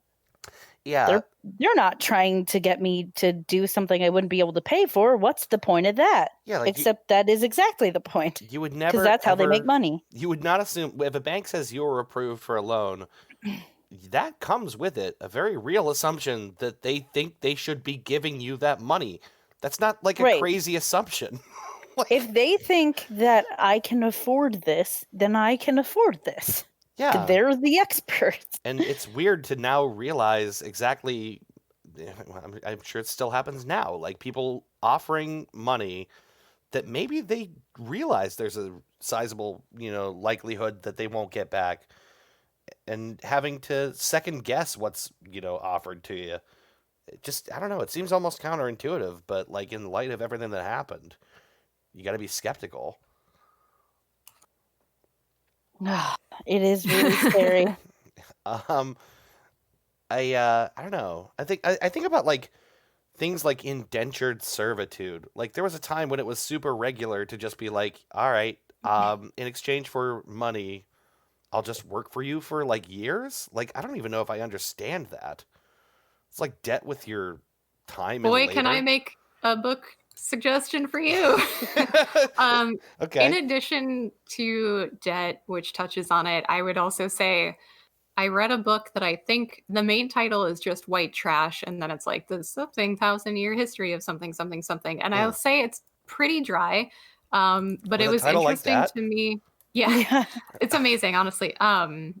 It was interesting to me to read it in large part because I think that we look at, like, only now are we starting to reckon with the potential that people who are descendants of the Atlantic slave trade in the US should have some sort of reparations because they were held at a disadvantage for an exceedingly long time, Mhm. not just having been enslaved, but also all these other things that we did.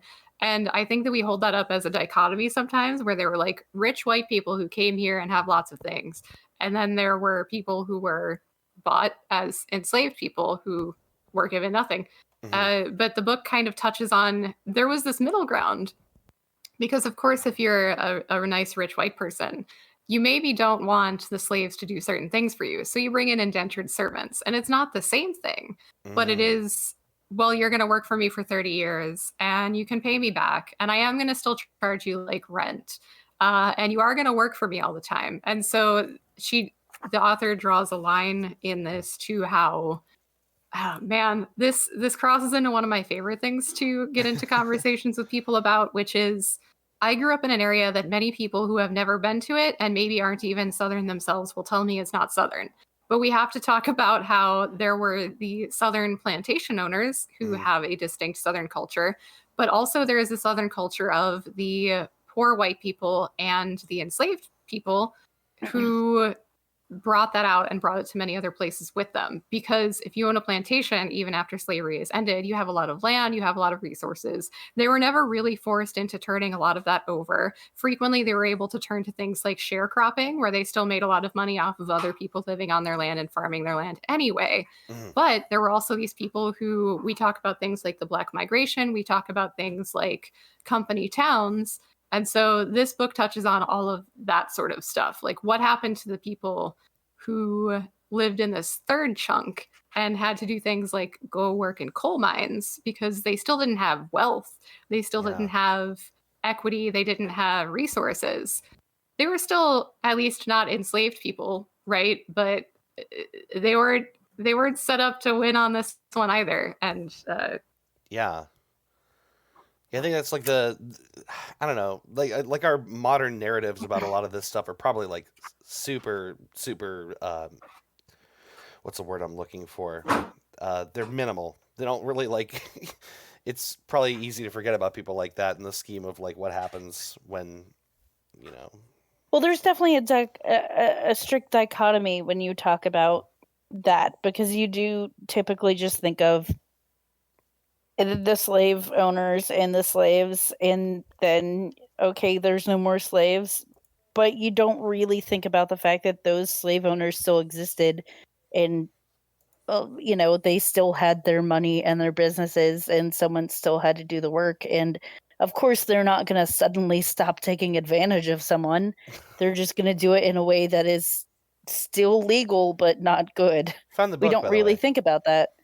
It's White Trash: The 400-Year Untold History of Class in America by Nancy Eisenberg. Thank you. Yeah, Interesting. I shared it to the Discord. I got to start taking note of these books. So I want to bring it up again. Debt: The First 5,000 Years. That's the name of the book that you were talking about earlier. Yes. Yeah, this is like already on my list, but I really got to get this book. And the author's last name is Graeber, Graeber. David Graeber. The First 5,000 Years. See, that really that's that's an ominous title, isn't it? Yeah. It's interesting because I think the topic is very heavy, but the main undercurrent of the book is actually that debt is kind of how we have always operated, and he talks about how we have this myth of, well, if we didn't have money in the before times, you would have had to bring your chickens and your eggs and your potatoes and your leather and your daughter and whatever. And if you needed copper, you would have had to hope that somebody needed it or set up a multi-way trade. And no, what he says is actually, like I said, he's an anthropologist. And so there are kind of two aspects to this book. One is just a historical write-up of, here are all of these primary sources about what we did regarding debt. And the other one is certainly the author's undercurrent of he presents it as kind of everyday communism and this expectation for much of our lives that we were in debt, but we were in debt in a very networked way. And so instead of having to bring your potatoes and your corn and your all the other things, he suggests that it would be more like, hey, John, I really need a new pair of shoes. Okay, Bob. Oh, here. Scenario 1. Henry walks up to Joshua and says, nice shoes. Joshua says, oh, they're not much, but since you seem to like them, take them. Henry takes the shoes. Henry's potatoes are not at issue because both parties are perfectly well aware that if Joshua were ever short of potatoes, Henry would give him some. That's it. That is debt, but it's not capital D debt the way that we talk about it now, because it's not the same thing.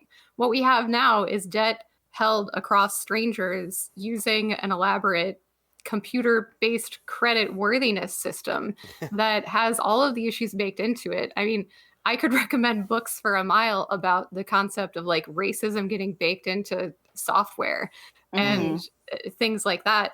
And so instead of just being the town debt system in which we're probably all kind of indebted to other people. Yeah, it was like debt with a handshake and a hug versus debt with signing on a dotted line. Or like debt as a expression of relationships.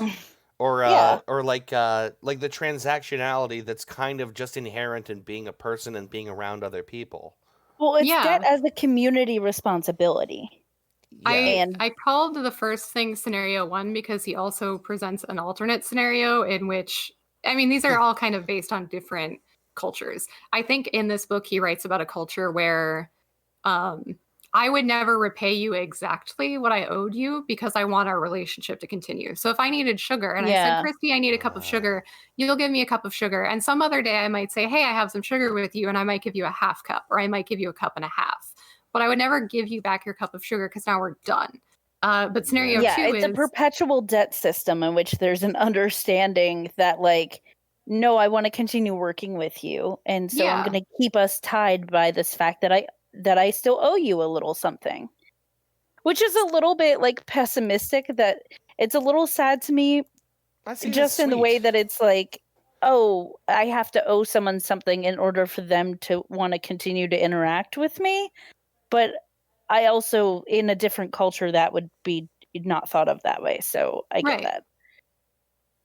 Yeah, I don't know. I almost see it as sweet, especially in the sense of just like two friends out gifting each other or something. It's like, like the idea of us being even sucks because we should always be wanting to bestow something on each other. So there's something sweet to that, you know?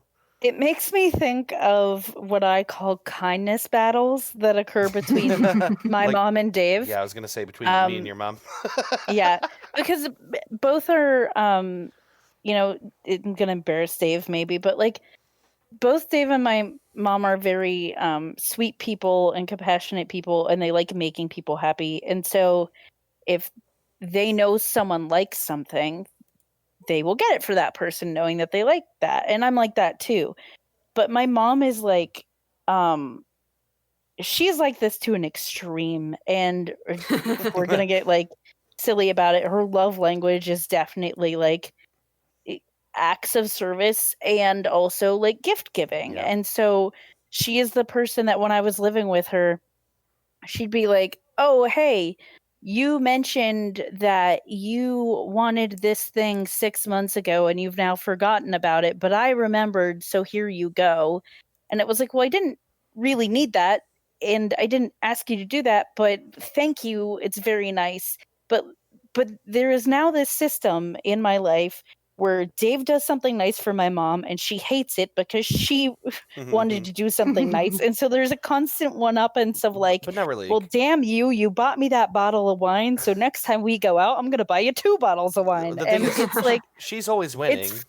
She's always, I never there's win. No competing with her, but it's so funny and sweet. And like, there's so few occasions in my life where I get to witness people like competing over like doing something nice for someone.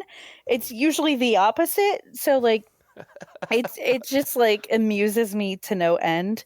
But that's what it makes me think of is like, okay, well, yeah, let's out nice each other in this way. And in a less competitive way, this kind of brings us back to the pumpkins, because I saw that and I was like, I would love to send a pumpkin to someone through the mail. Who would like this? And we had just in our Monster of the Week game been talking about being at a pumpkin patch. And I was like, I think it would be really funny to send these two people kind of their respective pumpkins. So I feel belong to them. Yeah. And kind of just, I don't think it's a big burden for them, right? They're little pumpkins. They have a house, they can put it out on the porch. I'm going to mail them pumpkins. And it's not a transactional one-upmanship. It's just, I think that a person would like this. It has their name on it, basically. I have the means. How can I strengthen our interconnectedness by having Right. another thing between us? So I like wasn't that logical about it. I just saw the pumpkins and I was like, hell yeah. But you're like, what I it's- want to buy someone a pumpkin and ship it to them, and Yes. I can do it. But for what it's But worth, it's hold just on. like Oh, go ahead. Because I just want to say, like, Kerstyn, my immediate reaction to you was also, damn, we gotta send you something. Like, I just like felt immediately like I want to do something nice for you too. Like, it's kind of funny how that just. But I I've think been that trying default. really hard to establish cards back and forth with some of my friends as well. So I am engaged with two people and I have some to send out because I asked for addresses. And part of it is that I bought a lot of stamps to try to support the Postal Service. And now I'm like, I Yeah. have 40 stamps. But that's I feel like it's a kind of interaction and positivity that I need in my life now more than ever. That it's like, oh yeah, I have enough money that I could spend $10 on something totally silly and totally useless, but I know Like a that pumpkin person in the will mail. love it. Yeah, but I know that person will love it, and just knowing that they're gonna get that and like it's gonna make them happy for like 5 seconds even is worth it, because I have the ability to do it and I want to. And just little things that give you joy are important. And I think that if we can just hold on to that a little bit and continue to encourage these interactions with each other, I think that's a great thing. I will take all your pumpkins, is what I'm saying. Yeah, I don't know. I feel a need to point out this is not very spooky. Not at all. This part isn't spooky, but It's the pumpkin I'm heartwarming looking part at. before I get back into more spoops, okay? But the pumpkin I'm looking at does say Spoopy on it, so with it counts. 3 exclamation points. With 3 exclamation points. I'm sorry, can you guys hear Leroy? No. No. Okay, good, because he's snoring pretty loud, and I just don't really want it to be I'll too tell you. overwhelming. I'll tell you if I can hear him. Okay, all right. Well, let's get back into some spoop then. A very spoopy thing, in my opinion, is what we were talking about brings to mind. I very much enjoy this podcast. It's called Bad with Money with Gabby Dunn, except the only episode I've ever skipped partway through is she talks to a financial psychologist or something. Like his specialty, Ooh. I guess, is he's a psychologist, but in particular talks about the psychology of money, which sounds great, sounds dope. I'm down. Except there's a point at which she says something about how she has never had a lot of money. She's starting to have more success in her career. She has spare cash, like what Christy was talking about. And she has a younger sibling who I think is still in college at the time. And so she tends to send money to that sibling because she says, my life in college really sucked. I want her to be able to go buy a soda, or I want her whatever. And he says that this is like poor person thinking. And I just turned it off. I didn't want to hear Whoa. any justification of like, why it's supposedly bad that if I get money, I give it away. And he says that this can be rooted, and I can kind of see maybe the point he was making, but I didn't hear him out for it. I can see where this could be like pathological, where you keep putting yourself in debt to help more people, but that didn't seem to be what she was describing. And I'm unwilling to entertain this if you're No. doing fine. Well, the other side of the argument, though, is the fact that, like, you do tend to see quite a bit of generosity from people who have very little. Oh, by percentage, people who are below the median income give wildly larger percentages of their Yeah, income and to things I like don't think charity and it's- mutual aid funds and stuff. I do not buy that it's because they subconsciously want to keep themselves in debt. No. I think it's because they've received kindnesses from others. I'm unwilling And- to paint my compassion for other people who may be struggling more than me in this moment as like detrimental to me struggling less in Yeah. a future moment. like, I'm or not going to stick that pathological in my somehow. 401k. Right. It's I think it really is. I choose to believe that it comes from a place of, oh, one time someone helped me, when they had a little extra and I was in a real bind, and now I have a little extra, so I'm going to give it to someone in need. Yeah. And I don't think that's a bad thing. And I don't think that we should say that that person is like, I don't know, punishing themselves or that they're trying to keep themselves in debt because it's all they know or whatever. Like, I choose wish I to could believe the nicer version. Yeah. I wish I could find a tweet it was a tweet thread from a woman who was talking about, she says the line like, the same $50 got rotated through my friend group through all of college and early career, and it kept each of us afloat like when we needed it, and we basically just passed it around. And I wonder frequently, because I think something that is missing to me frequently in my interactions with people that are more like my class now, I guess. I don't know. I don't feel like I belong to my own economic class. And we also have to get into the conversations about like having wealth and having been in that class, like the social aspect of socioeconomic classes. But I wonder frequently about how everything seems to be more community focused, or seemed at the time to me. Like when I was waiting tables, if somebody needed $20 off me and I had enough money in tips to be able to pay like whatever the next thing I needed to pay was, I would have just handed them the $20. And like I still needed that $20. Right. But you got the sense someone else needed it more at that moment. You had it at the moment and you knew we're all working a shit back. job and like whatever. And it just feels very collaborative in the way that Graeber writes about in this book as that like everyday communism or whatever, or the communal debt kind of theory. And I wonder if it's because the scale is different or how much of it is a psychological difference with people now that I interact with. It would be horrifying. Like, I don't know what it would be like to have somebody that's like a current work friend of mine ask me to borrow money, because I would be convinced that they were like in devastating times, I think. Yeah. Because it's so uncommon. Yeah, not because like I'm judging them, but because it would be very bizarre, and that hasn't happened for a very long time. If you usually get $14 lunches and all of a sudden you need to beg a 20 off of me, what's going on? Like, it's very different context. That's really interesting. I do think poverty and like low income, it's often there is like a culture that is community based. Like people tend to be around other people in the same situation, and so it's like a shared responsibility thing of like, oh, I don't have any money to give, but like I know that my neighbor is struggling, so I'm gonna go like mow their grass and they're gonna spot me $5, or like just things like that, like doing things for each other because you can at the moment, or you have a little more, and there's a responsibility to each other and not just yourself. And I think when you get into like, you know, the classes that have more money, you don't have to rely on other people, and so you don't. And I think maybe you have a little less compassion because those pathways were never wired in your brain. Like that was absent. You never had to ask a friend for $5 for lunch because you always had it. I'm also highly suspicious of people who portion out an event, especially now that Venmo exists. I've had conversations with my friends about this. I very much prefer, and I feel a sense of love and caring, if my friend and I go out for lunch and I'm like, oh crap, it's cash only today, I don't happen to have cash, and my friend goes, I got it, and then I just get them lunch the next time. That feels very collaborative to me. It feels very supporting of our friendship.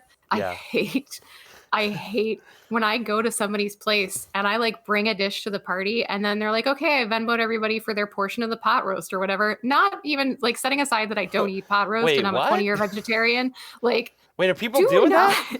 Oh, for sure. There have been many an article about how like. Wait, no, really? People Venmo. I will Google it since my computer. So like, if at a potluck, it's just bring what you like. No one's looking in each other's hands at a potluck. I think the only time that we have Venmo'd among our friends, it's if like, oh hey, you're going to the store, and it like, especially at the beginning of the pandemic, it was like, oh hey, you're going to the store and I need things. If you'd pick them up for me, I'll Venmo you my part of it. Yeah. But if we have a potluck or something, people just bring what they can, or like Food you said, so different. Food is so I've communal. been right, If I'm doing a main dish and I'm asking you to come, I have accepted and evaluated that I can afford the main dish, and that's why I Right. asked you to come.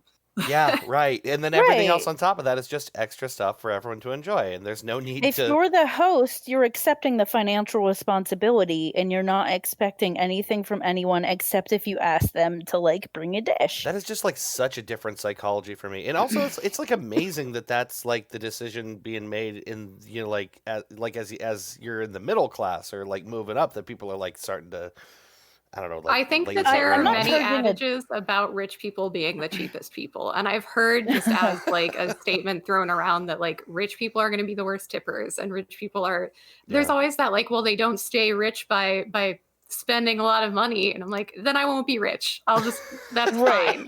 I was just telling Dave that like for slightly different reasons that like managing huge amounts of money is like there's way more to it than what I have personal experience with. So if I somehow had some huge windfall, I would give it all away until it was a normal amount of money for me to manage. Yeah, Because we I can't be don't want that trusted. responsibility. And I don't want to become miserly either. Like it's not I don't ever want that. There's something I want to say about this, and I didn't get to earlier, and I just kind of want to like zero in on it. Is that like you mentioned the rich dad poor dad guy, right? Mhm. And I think that there's a big connection between a lot of this like financial like wealthfulness or whatever and religion and like Christianity in particular. There's like a Mhm. and there's like, you know, whole prosperity churches Prosperity dedicated to. gospel. Yeah, Yeah. right. There's this thing that like I feel like it's in a lot of ways in America totally inseparable, that like the American religion really is like wealth and riches and making it. Like, and I have a delightful another passage for you out of debt the first 5,000 years. I'd Oh, also man. like to add, I have one kind of about all of this, a book recommendation, another one. It's called Pound Foolish, Exposing the Dark Side of the Personal Finance Industry. It's by Helene Olen, Helaine, last name Olen. I saw a lot of people rate this very low on Goodreads by saying that she never gives like a solution. And I think that's the whole point, is that she writes about people like Dave Ramsey, the author of Rich Dad, Poor Dad. Robert Kiyosaki, I think, is actually the author of Rich Dad, Poor Dad.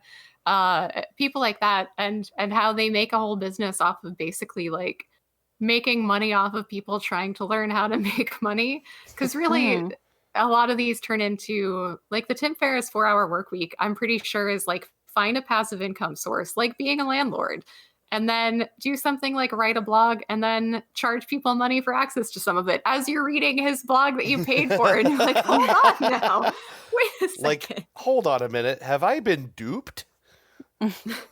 That's the dupe part of the spoops and dupes. Yeah, there it is. I was waiting for a dupe.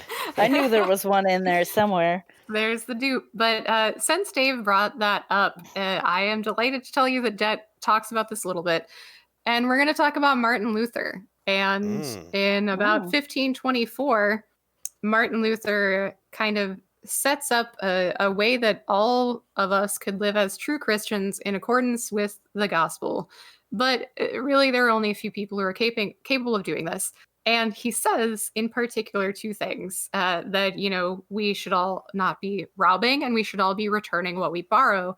And this is talking about money borrowed at interest, which at the time, in many other theories, was considered theft. Like, it was a sin of theft to loan money and collect interest on it. But then he says, well, we should all be striving to return what we borrow. And he gets to this point. I'm going to read another quote right out of the book. Luther began his career as a reformer in 1520 with fiery campaigns against usury. In fact, one of his objections to the sale of church indulgences was that it was itself a form of spiritual usury. These positions won him enormous popular support in towns and villages. However, he soon realized that he'd unleashed a genie that threatened to turn the whole world upside down. And more radical people come up. They argue that the poor are not morally obliged to repay interest on usurious loans. There is an attempt at an uprising in Germany. And in 1524, Luther had a sense that matters were spilling out of control and that he would have to choose sides. In that text, he did so. And this is, I don't know what text this is referring to because it's several pages back. But Old Testament laws like the sabbatical year, he argued, are no longer binding. The sabbatical year being that once every 7 years, you should do things like let land that you have planted lie fallow. And this tracks with things that we should be doing with land management today. If you're farming, it's very bad to keep putting like soybean year after year after year after year because it does deplete the nutrients of the soil. So this is a very old practice. And this also applied that every 7 years we should have Jubilee. Slaves should be let go. Indentured servants should be let go. Debts should be wiped, unless it's a commercial debt, like business to business was usually left. But you should smash the tablets that these debts were on. So he argues that Old Testament laws like the sabbatical year are no longer binding. The gospel merely describes ideal behavior. Humans are sinful creatures, so law is necessary. While usury is a sin, a 4 to 5% rate of interest is currently legal under certain circumstances. And while collecting that interest is sinful under no circumstances, is it legitimate to argue that for that reason, borrowers have the right to break the law? So Martin Luther brings us, but really, I mean, usury is kind of sinful, but like we can't break the law. And soon it's more afterward, sinful to to not break pay man's back law. what you don't really owe than Wait a minute. to swindle people. Did you Well, did you say every 7 years, the sabbatical year, 7 years? yes. Doesn't Sabbath day, 7th year. doesn't Yeah. bankruptcy stay on your record for like 7 years? I also could not find an article that draws this line clearly for me, but yes, I also noticed, Weird. I think I said this toward the end of my last episode, that number just keeps popping up. That's when things fall off your credit score. It's common kind of expectation that that's how long you should hold documents for. Fun stuff. Let me continue because I think there's a bookend part. Soon afterward, Calvin, meaning I think John Calvin, was to reject the blanket ban on usury entirely, and by 1650, almost all Protestant denominations had come to agree with his position that a reasonable rate of interest, usually 5%, was not sinful, provided the lenders act in good conscience, do not make lending their exclusive business, and do not exploit the poor. Catholic doctrine was slower to come around, but it did ultimately accede by passive acquiescence. Why does this book have so many long words in it? Anyway, so really, pretty much all of the Protestant church at this time comes to say, well, that logic they were kind of using to justify commercial loans is fine as long as it's just a little bit of interest, and it's fine. Wow. Cut to today where people regularly have credit cards with 24% interest rates on them. Imagine what a world would look like if the highest interest rate you could ever be given was 5%. And Seriously. that business had to do other things, not just issue expensive loans to people. And it's just the concept that like the amount of we are where we are today because people continuously justify things because it suits them. And it's just like the justifications just continue until here we are with 24%. Yeah, it's just like it's a runaway effect of people giving, themselves just a little bit more leeway on what's acceptable for them to do to each other. And I do because Martin Luther and other people like him decided it was okay because they had to take a stand and they chose the stance that benefited them most. And of course they did because that's what people do. But I could see here's the thing, maybe this is just like the stuff that's been beaten into my head, but I could see the runaway nightmare that is imposed if no one pays what they owe anyone at all. I can also see why they freaked out and were like, okay, hold on, we need to commit to at least maybe you should pay something back to the people that you owe them or whatever. But what if everything looked like, instead of stuff just falling off your credit score, you pay on something for 7 years and then we say, listen, sure, you've dedicated a huge chunk of your life to this. It's good. Right. What would happen to student loans alone if you paid on that for 7 years and then they said, this is good. Right. So, like, I think a few things would happen. Like, number one, they might not issue as many loans, or they might be a Yep. little bit more Or careful as about big which of ones. loans. Yeah.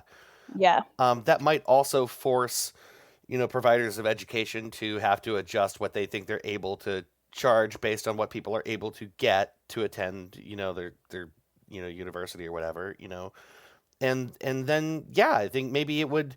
A lot of people who basically right now are in a position where they're paying absolutely nothing because it's like I'll never get out of this. Well, maybe people would be willing to pay more of what they can until Or again. maybe like if you have a government-backed student loan and for 7 years under your income-based repayment plan, you have never had to pay anything, maybe that's a problem that you shouldn't be held to account for. Mhm. And maybe we look at that and we go, hey, something's messed up with this system. Like you got this degree or you weren't able to finish this degree. Like think about if we went back and looked at the source of why you couldn't do that, why you didn't have gainful enough employment to have money to pay on that and feed yourself at the same time. Yeah. And we did something about that.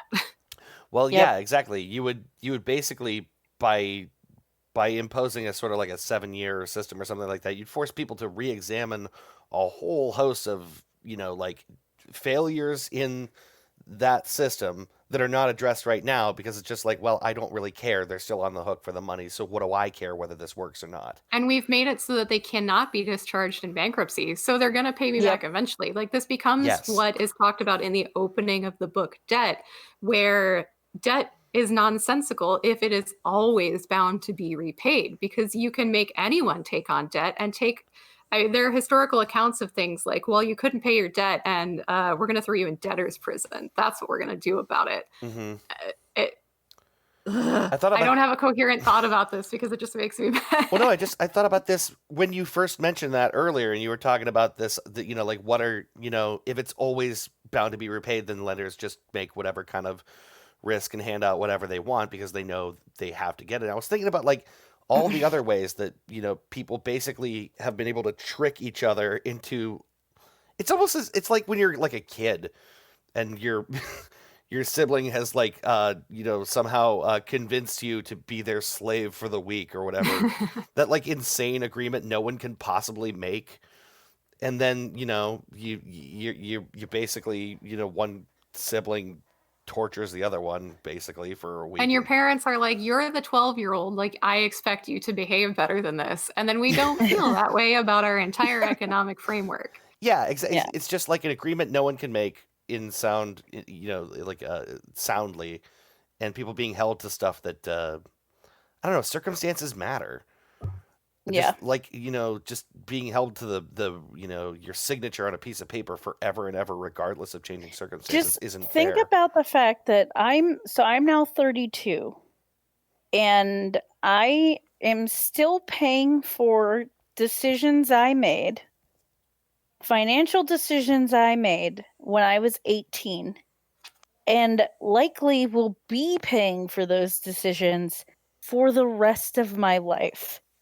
Yeah. Especially if you take into account there's a biological theory that basically every 7 to 10 years we're a completely new person. And this is in terms both in cellular turnover where our physical body is different.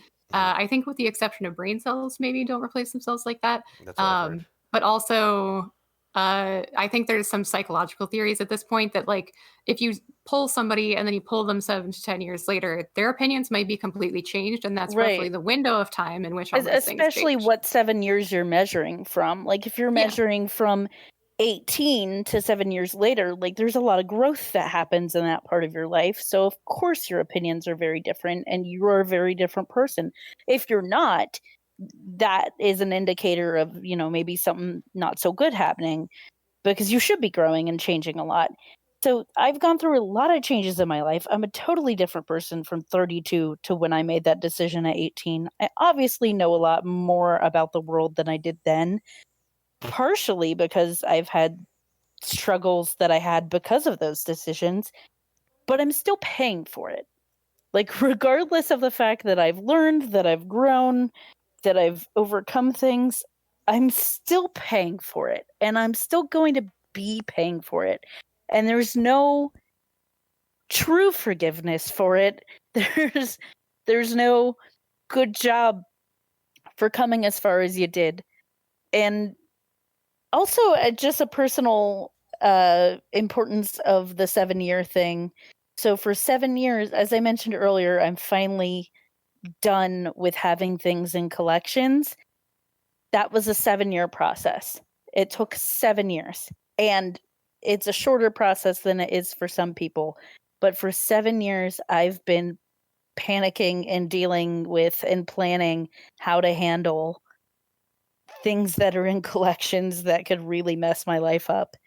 So 7 years is like important for me too, in a weird personal way, which is just funny.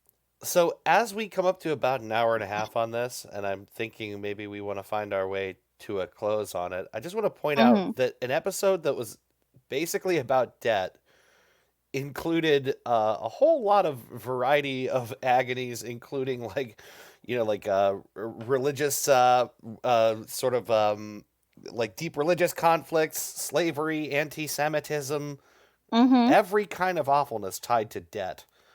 I don't think we should be surprised by that. No, yeah, like we shouldn't. I feel like we shouldn't be. I was a little, but I feel like we shouldn't be. The biggest relationship argument is money, right? Isn't that some sort of surveyed statistic that people divorce most over money and how to manage money and differences in it and things like that? I believe that. I don't know that And for how sure, how many crimes are based around money in some way? Well, Theft, crimes around money, robbery. as long as you're not at Goldman Sachs. Yes. Right. There's a You're Wrong About episode about like, why didn't anybody get punished for the financial crisis or something like that? Yeah. As long as you're not a top dog, then yeah. And it's funny because like money is like, it's weird because it's both like kind of concrete and kind of abstract, right? And like money is as much like a measurable kind of tangible expression of like value as it is also just this like a vague force of power that is used to leverage people, countries, institutions. And I think when you think about debt, it's important to think about it as a means of its power exerted by people who have that money and used on those who don't. So it's people with all the money telling the people without the money that they need to give them more money. It's always great when Dave leads me into something else that I want to talk about because I have 2 more little post-its and then I will wrap up shortly. And one of my last post-its is it talks about a consultant at a non-governmental organization explaining that they're there in Cairo, Egypt in 95 and saying that money is empowerment. And that's why we need to bring more opportunities for credit and therefore debt to other countries. In America, we get all these credit card offers. And, if you're industrious, like you can take out these loans. And there's a long quote here and Graeber sums it up and says, the very incoherence of the quote is telling. The only unifying theme seems to be people ought to be in debt. It's good in itself. It's empowering. Anyway, if they end up too empowered, we can also have them arrested. Debt and power, sin and redemption become almost indistinguishable. Freedom is slavery. Slavery is freedom.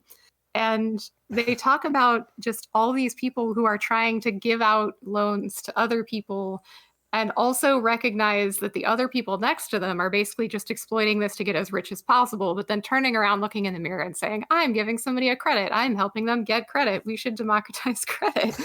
and painting, this as a great thing, except that we've seen time and time again, there's the phrase, the market always has a correction.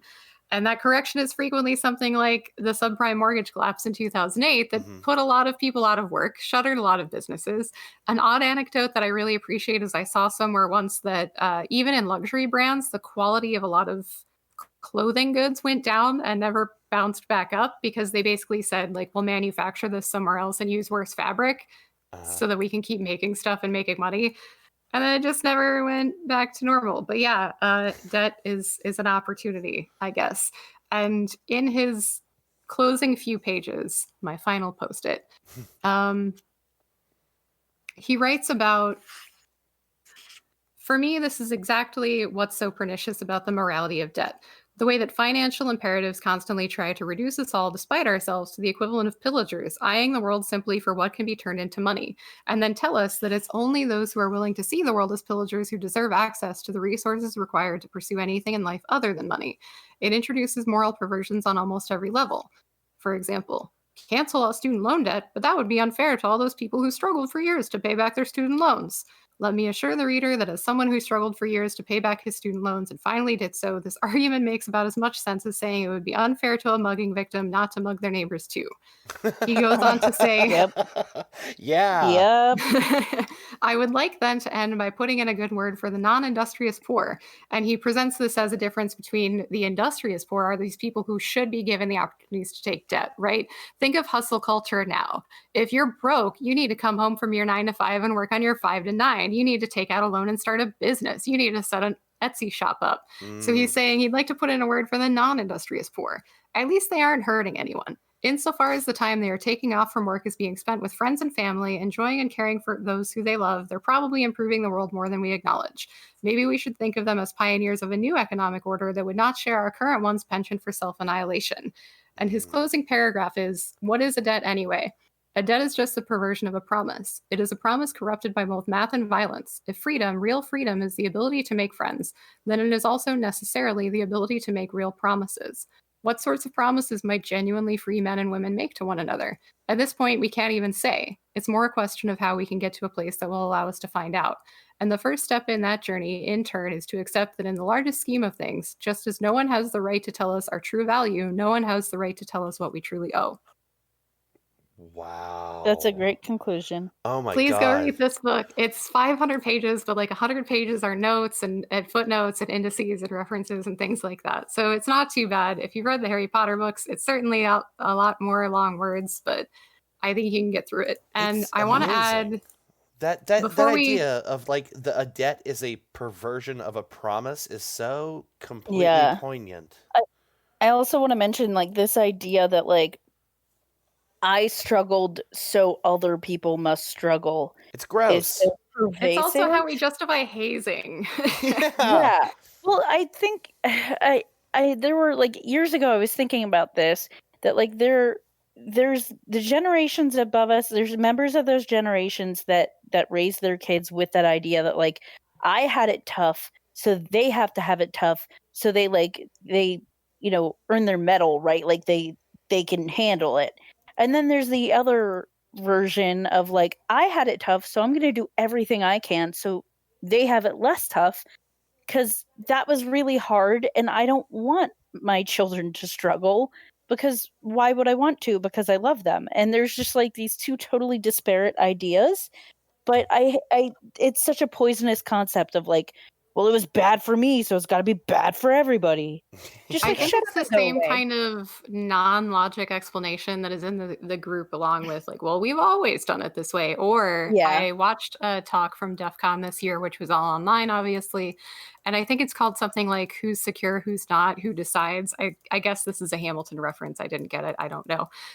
And naturally, so the person is talking at length about how, so for example, Zoom said at one point, we'll implement encryption end to end, but it's only going to be for paid users, and talks for an hour about all of these digital security issues that basically wind up just perpetuating inequality and making it so that poorer people or people with fewer opportunities, people who don't understand things as well, people who aren't as well versed in computer security, if we keep putting in things where they will be the least secure, they will be the most exploitable in a variety of ways. And naturally, some freaking ding dong on YouTube has to be like, it's just business. Zoom isn't making money off of those people, and it's going to cost them money to implement this. And no, it's not. The entire concept of business is made up the way that money is made up, and the economy doesn't actually exist. So do not ever come tell me that something is just business, because that business is what you have chosen to make of it, which means that you've made a variety of moral, ethical, and legal decisions. And frequently, again, you conflated legal with ethical by telling me that something's not illegal, so it's fine to do. And you've chosen to make this your business and how you do things. And that isn't just business. Even think about farming. And so if you want to talk strict money, we have a lot of crops that are subsidized. So what would it look like as just business regarding encrypting or not encrypting traffic if there was a subsidy for companies to make end-to-end safe encryption that uses like multi-factor authentication for the users that are using it, multi-part hardware keys for the people who are implementing it, and having no backdoors? What would that look like? What would just business look like with regard to who gets encrypted and who doesn't? It would depend on which company that or which country that company is in and what the stipulations of that subsidy are or things like that. So the same way we subsidize corn or soybean and that changes the economy of what a farmer might plant. Like it's not just farming then. Maybe they like farming strawberries, but they're going to farm corn because it's what they can get money for. Right. Yeah. Like we can it's just business depends on who's making the justifications and who it benefits. Yeah. Of course. We have the ability to shape the sort of behaviors of, independent organizations like that by what we value and what we, like you said, what we subsidize.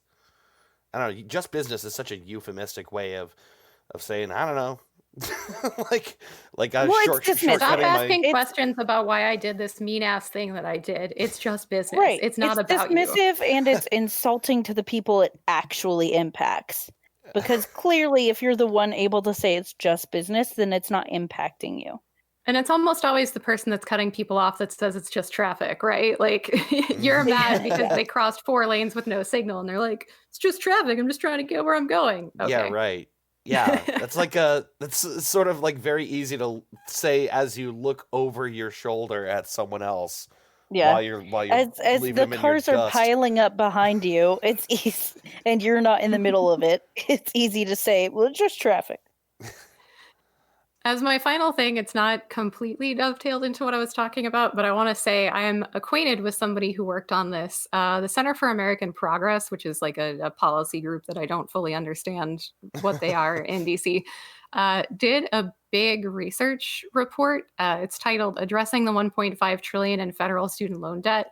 And I thought it was a really interesting read if you've been thinking particularly about student loans. And it was written around the time that like Bernie Sanders was really in the news proposing free college and things like that, and addressing the concept of student loan forgiveness and looking at different ways that we could do this while also not basically like furthering inequality. And so, if we forgive all student loans, this is cool, especially like if we implement free college and then we just wipe all of them out. What does that mean and how does it help people out? And if we have less money to work with, what other ways can we do partial forgiveness that might help out people who need it the most and things like that.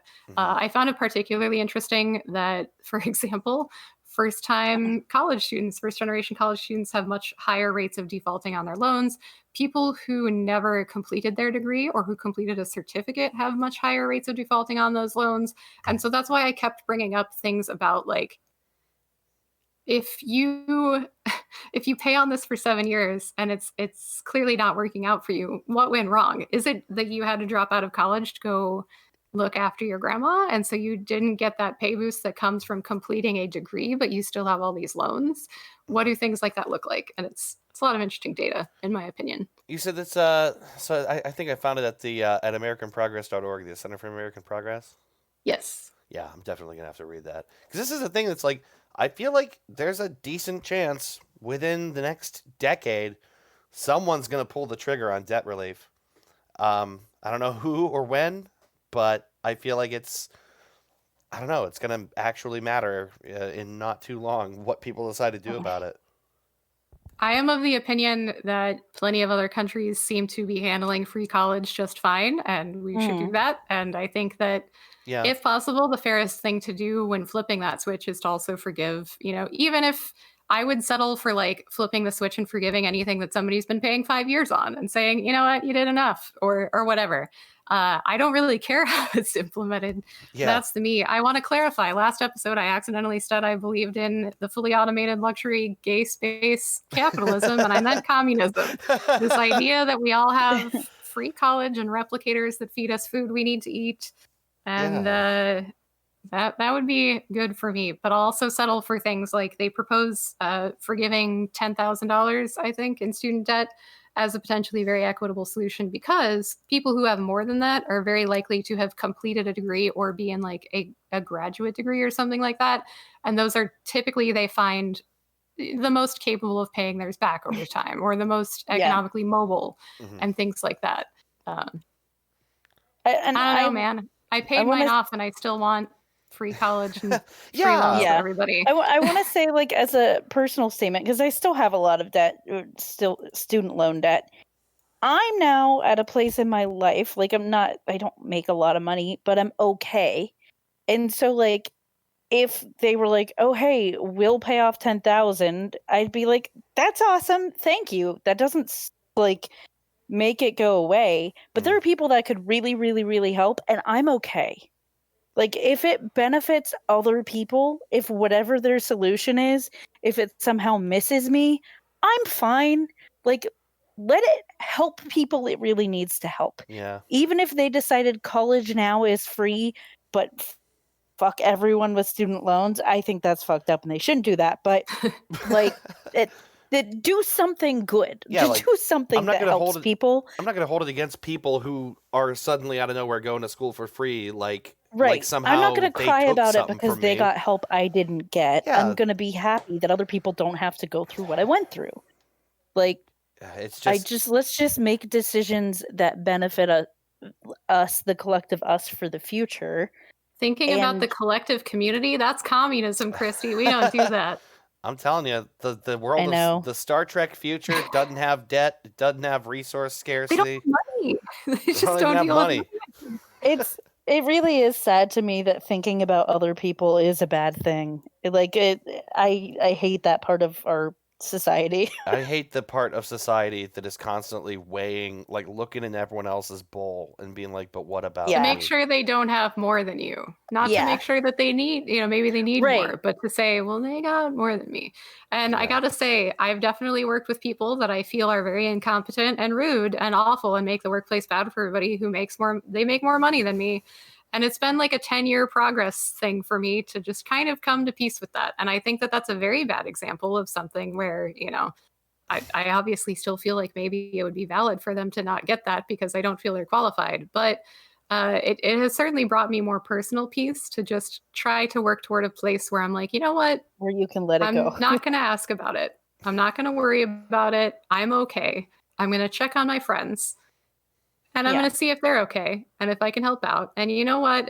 If they want to go make $200,000 a year being a jerk, well, I can't do anything about it. So Until we get to gay space communism, Yeah, right. we'll just I'm some just gonna things keep we're holding just out gonna for say that. okay. Yeah. Well, this feels like a really good place for us to wrap this episode up. I have one more book recommendation. I'm sorry. I'm just full of them. No, that's cool. What is the- it? Now, I'm impressed by how many only- books you I read. bought that book, by the way. It's something I struggle with Follow and me on wish I were Goodreads, better at. everybody. Yeah, I no, bought that the book one- while we were talking. Yay. The one direct personal finance book that I think I would actually recommend to people, and I've read a lot because around last year when I started listening to Bad with Money with Gabby Dunn, the whole thing about her podcast is that she tries to also look at like broad forces. And I love that she'll ask somebody who's talking about like investing for your 401k, okay, what if people only have $5? Like you're saying all of these strategies for increasing and like cutting costs, but what about people who just don't have that money? And the person is always like, just trying to build a habit.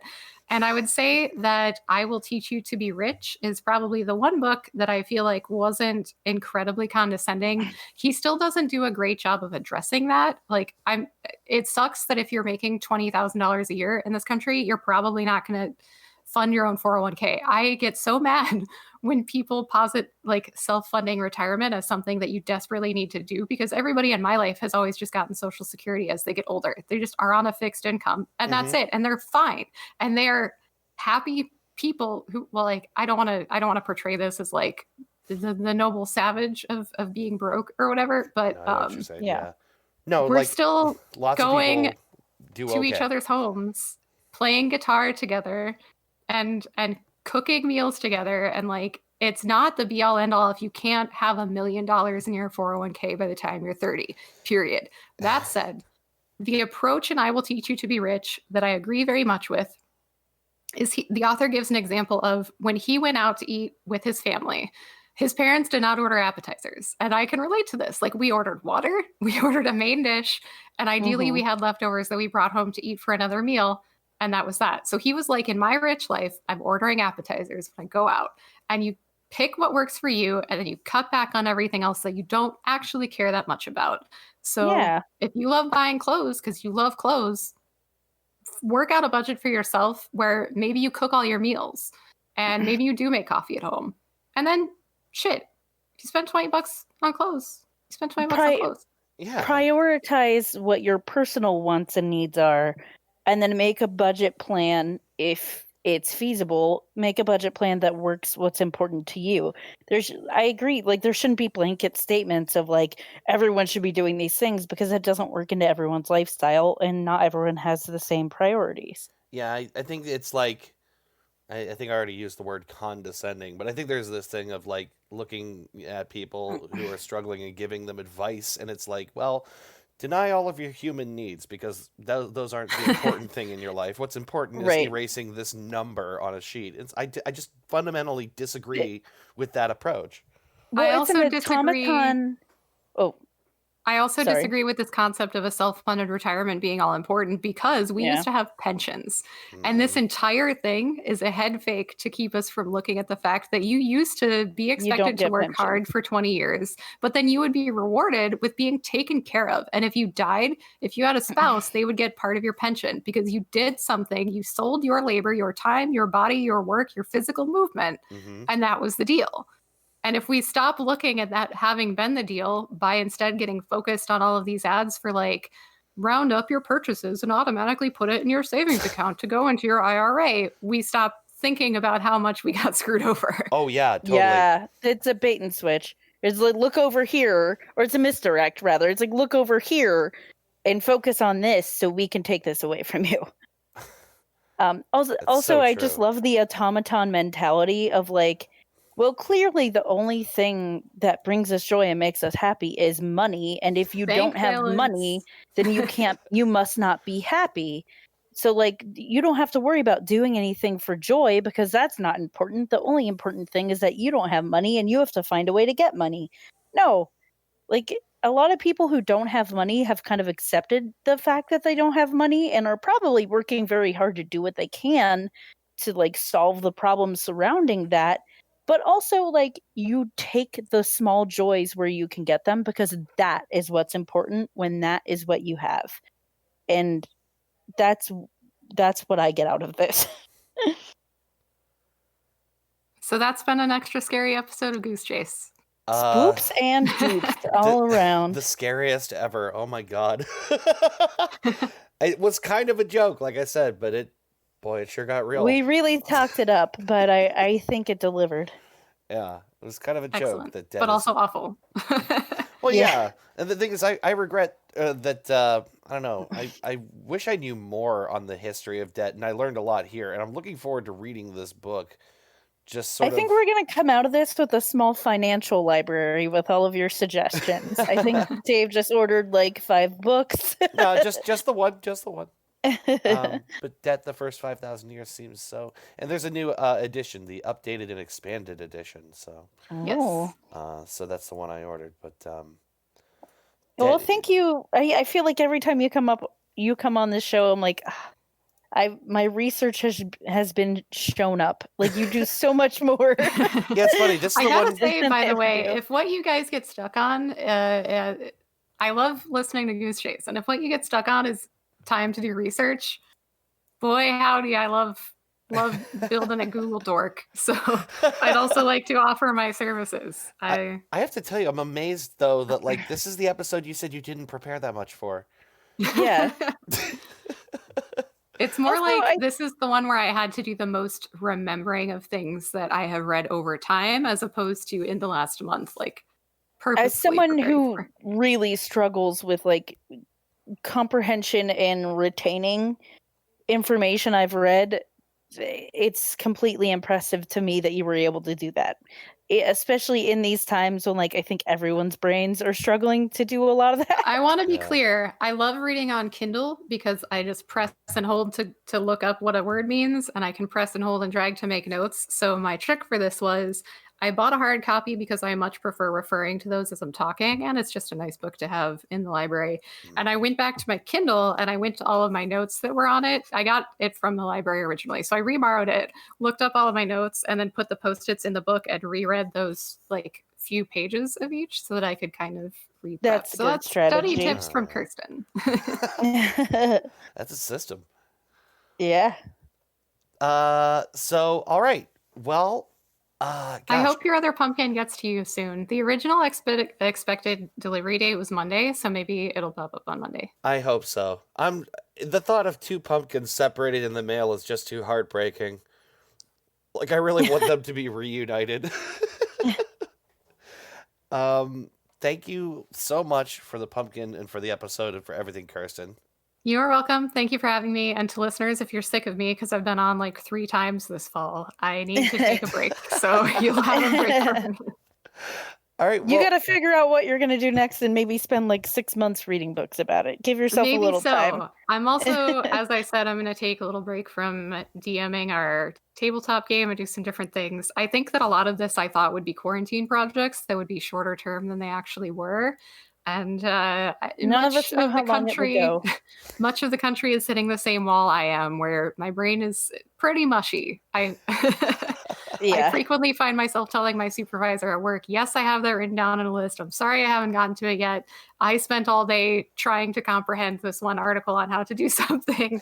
And luckily I work in a workplace where they're like, yep, that's they all right. understand. So, all right. Thank you out there for listening to this episode of Goose Spooky Chase. Halloween. Spooky Goose Chase. You have to say Goose Chase like Goose Chase. but like Goose a ghost. Chase. Goose Chase. All right. Thanks for listening. We'll be back in a couple of weeks. Bye-bye. Bye. You've been listening to Goose Chase. We are Goose Chase Podcast on Facebook and Twitter. On Twitter, our handle is @GooseChasePod, and our website is www.goosechasepodcast.com. If you have any topics you'd like us to research, please email us at goosechasepodcast@gmail.com. If you like what we do on the show, please rate and review us on iTunes and Google Play. Want to go on a goose chase? Ooh, yes.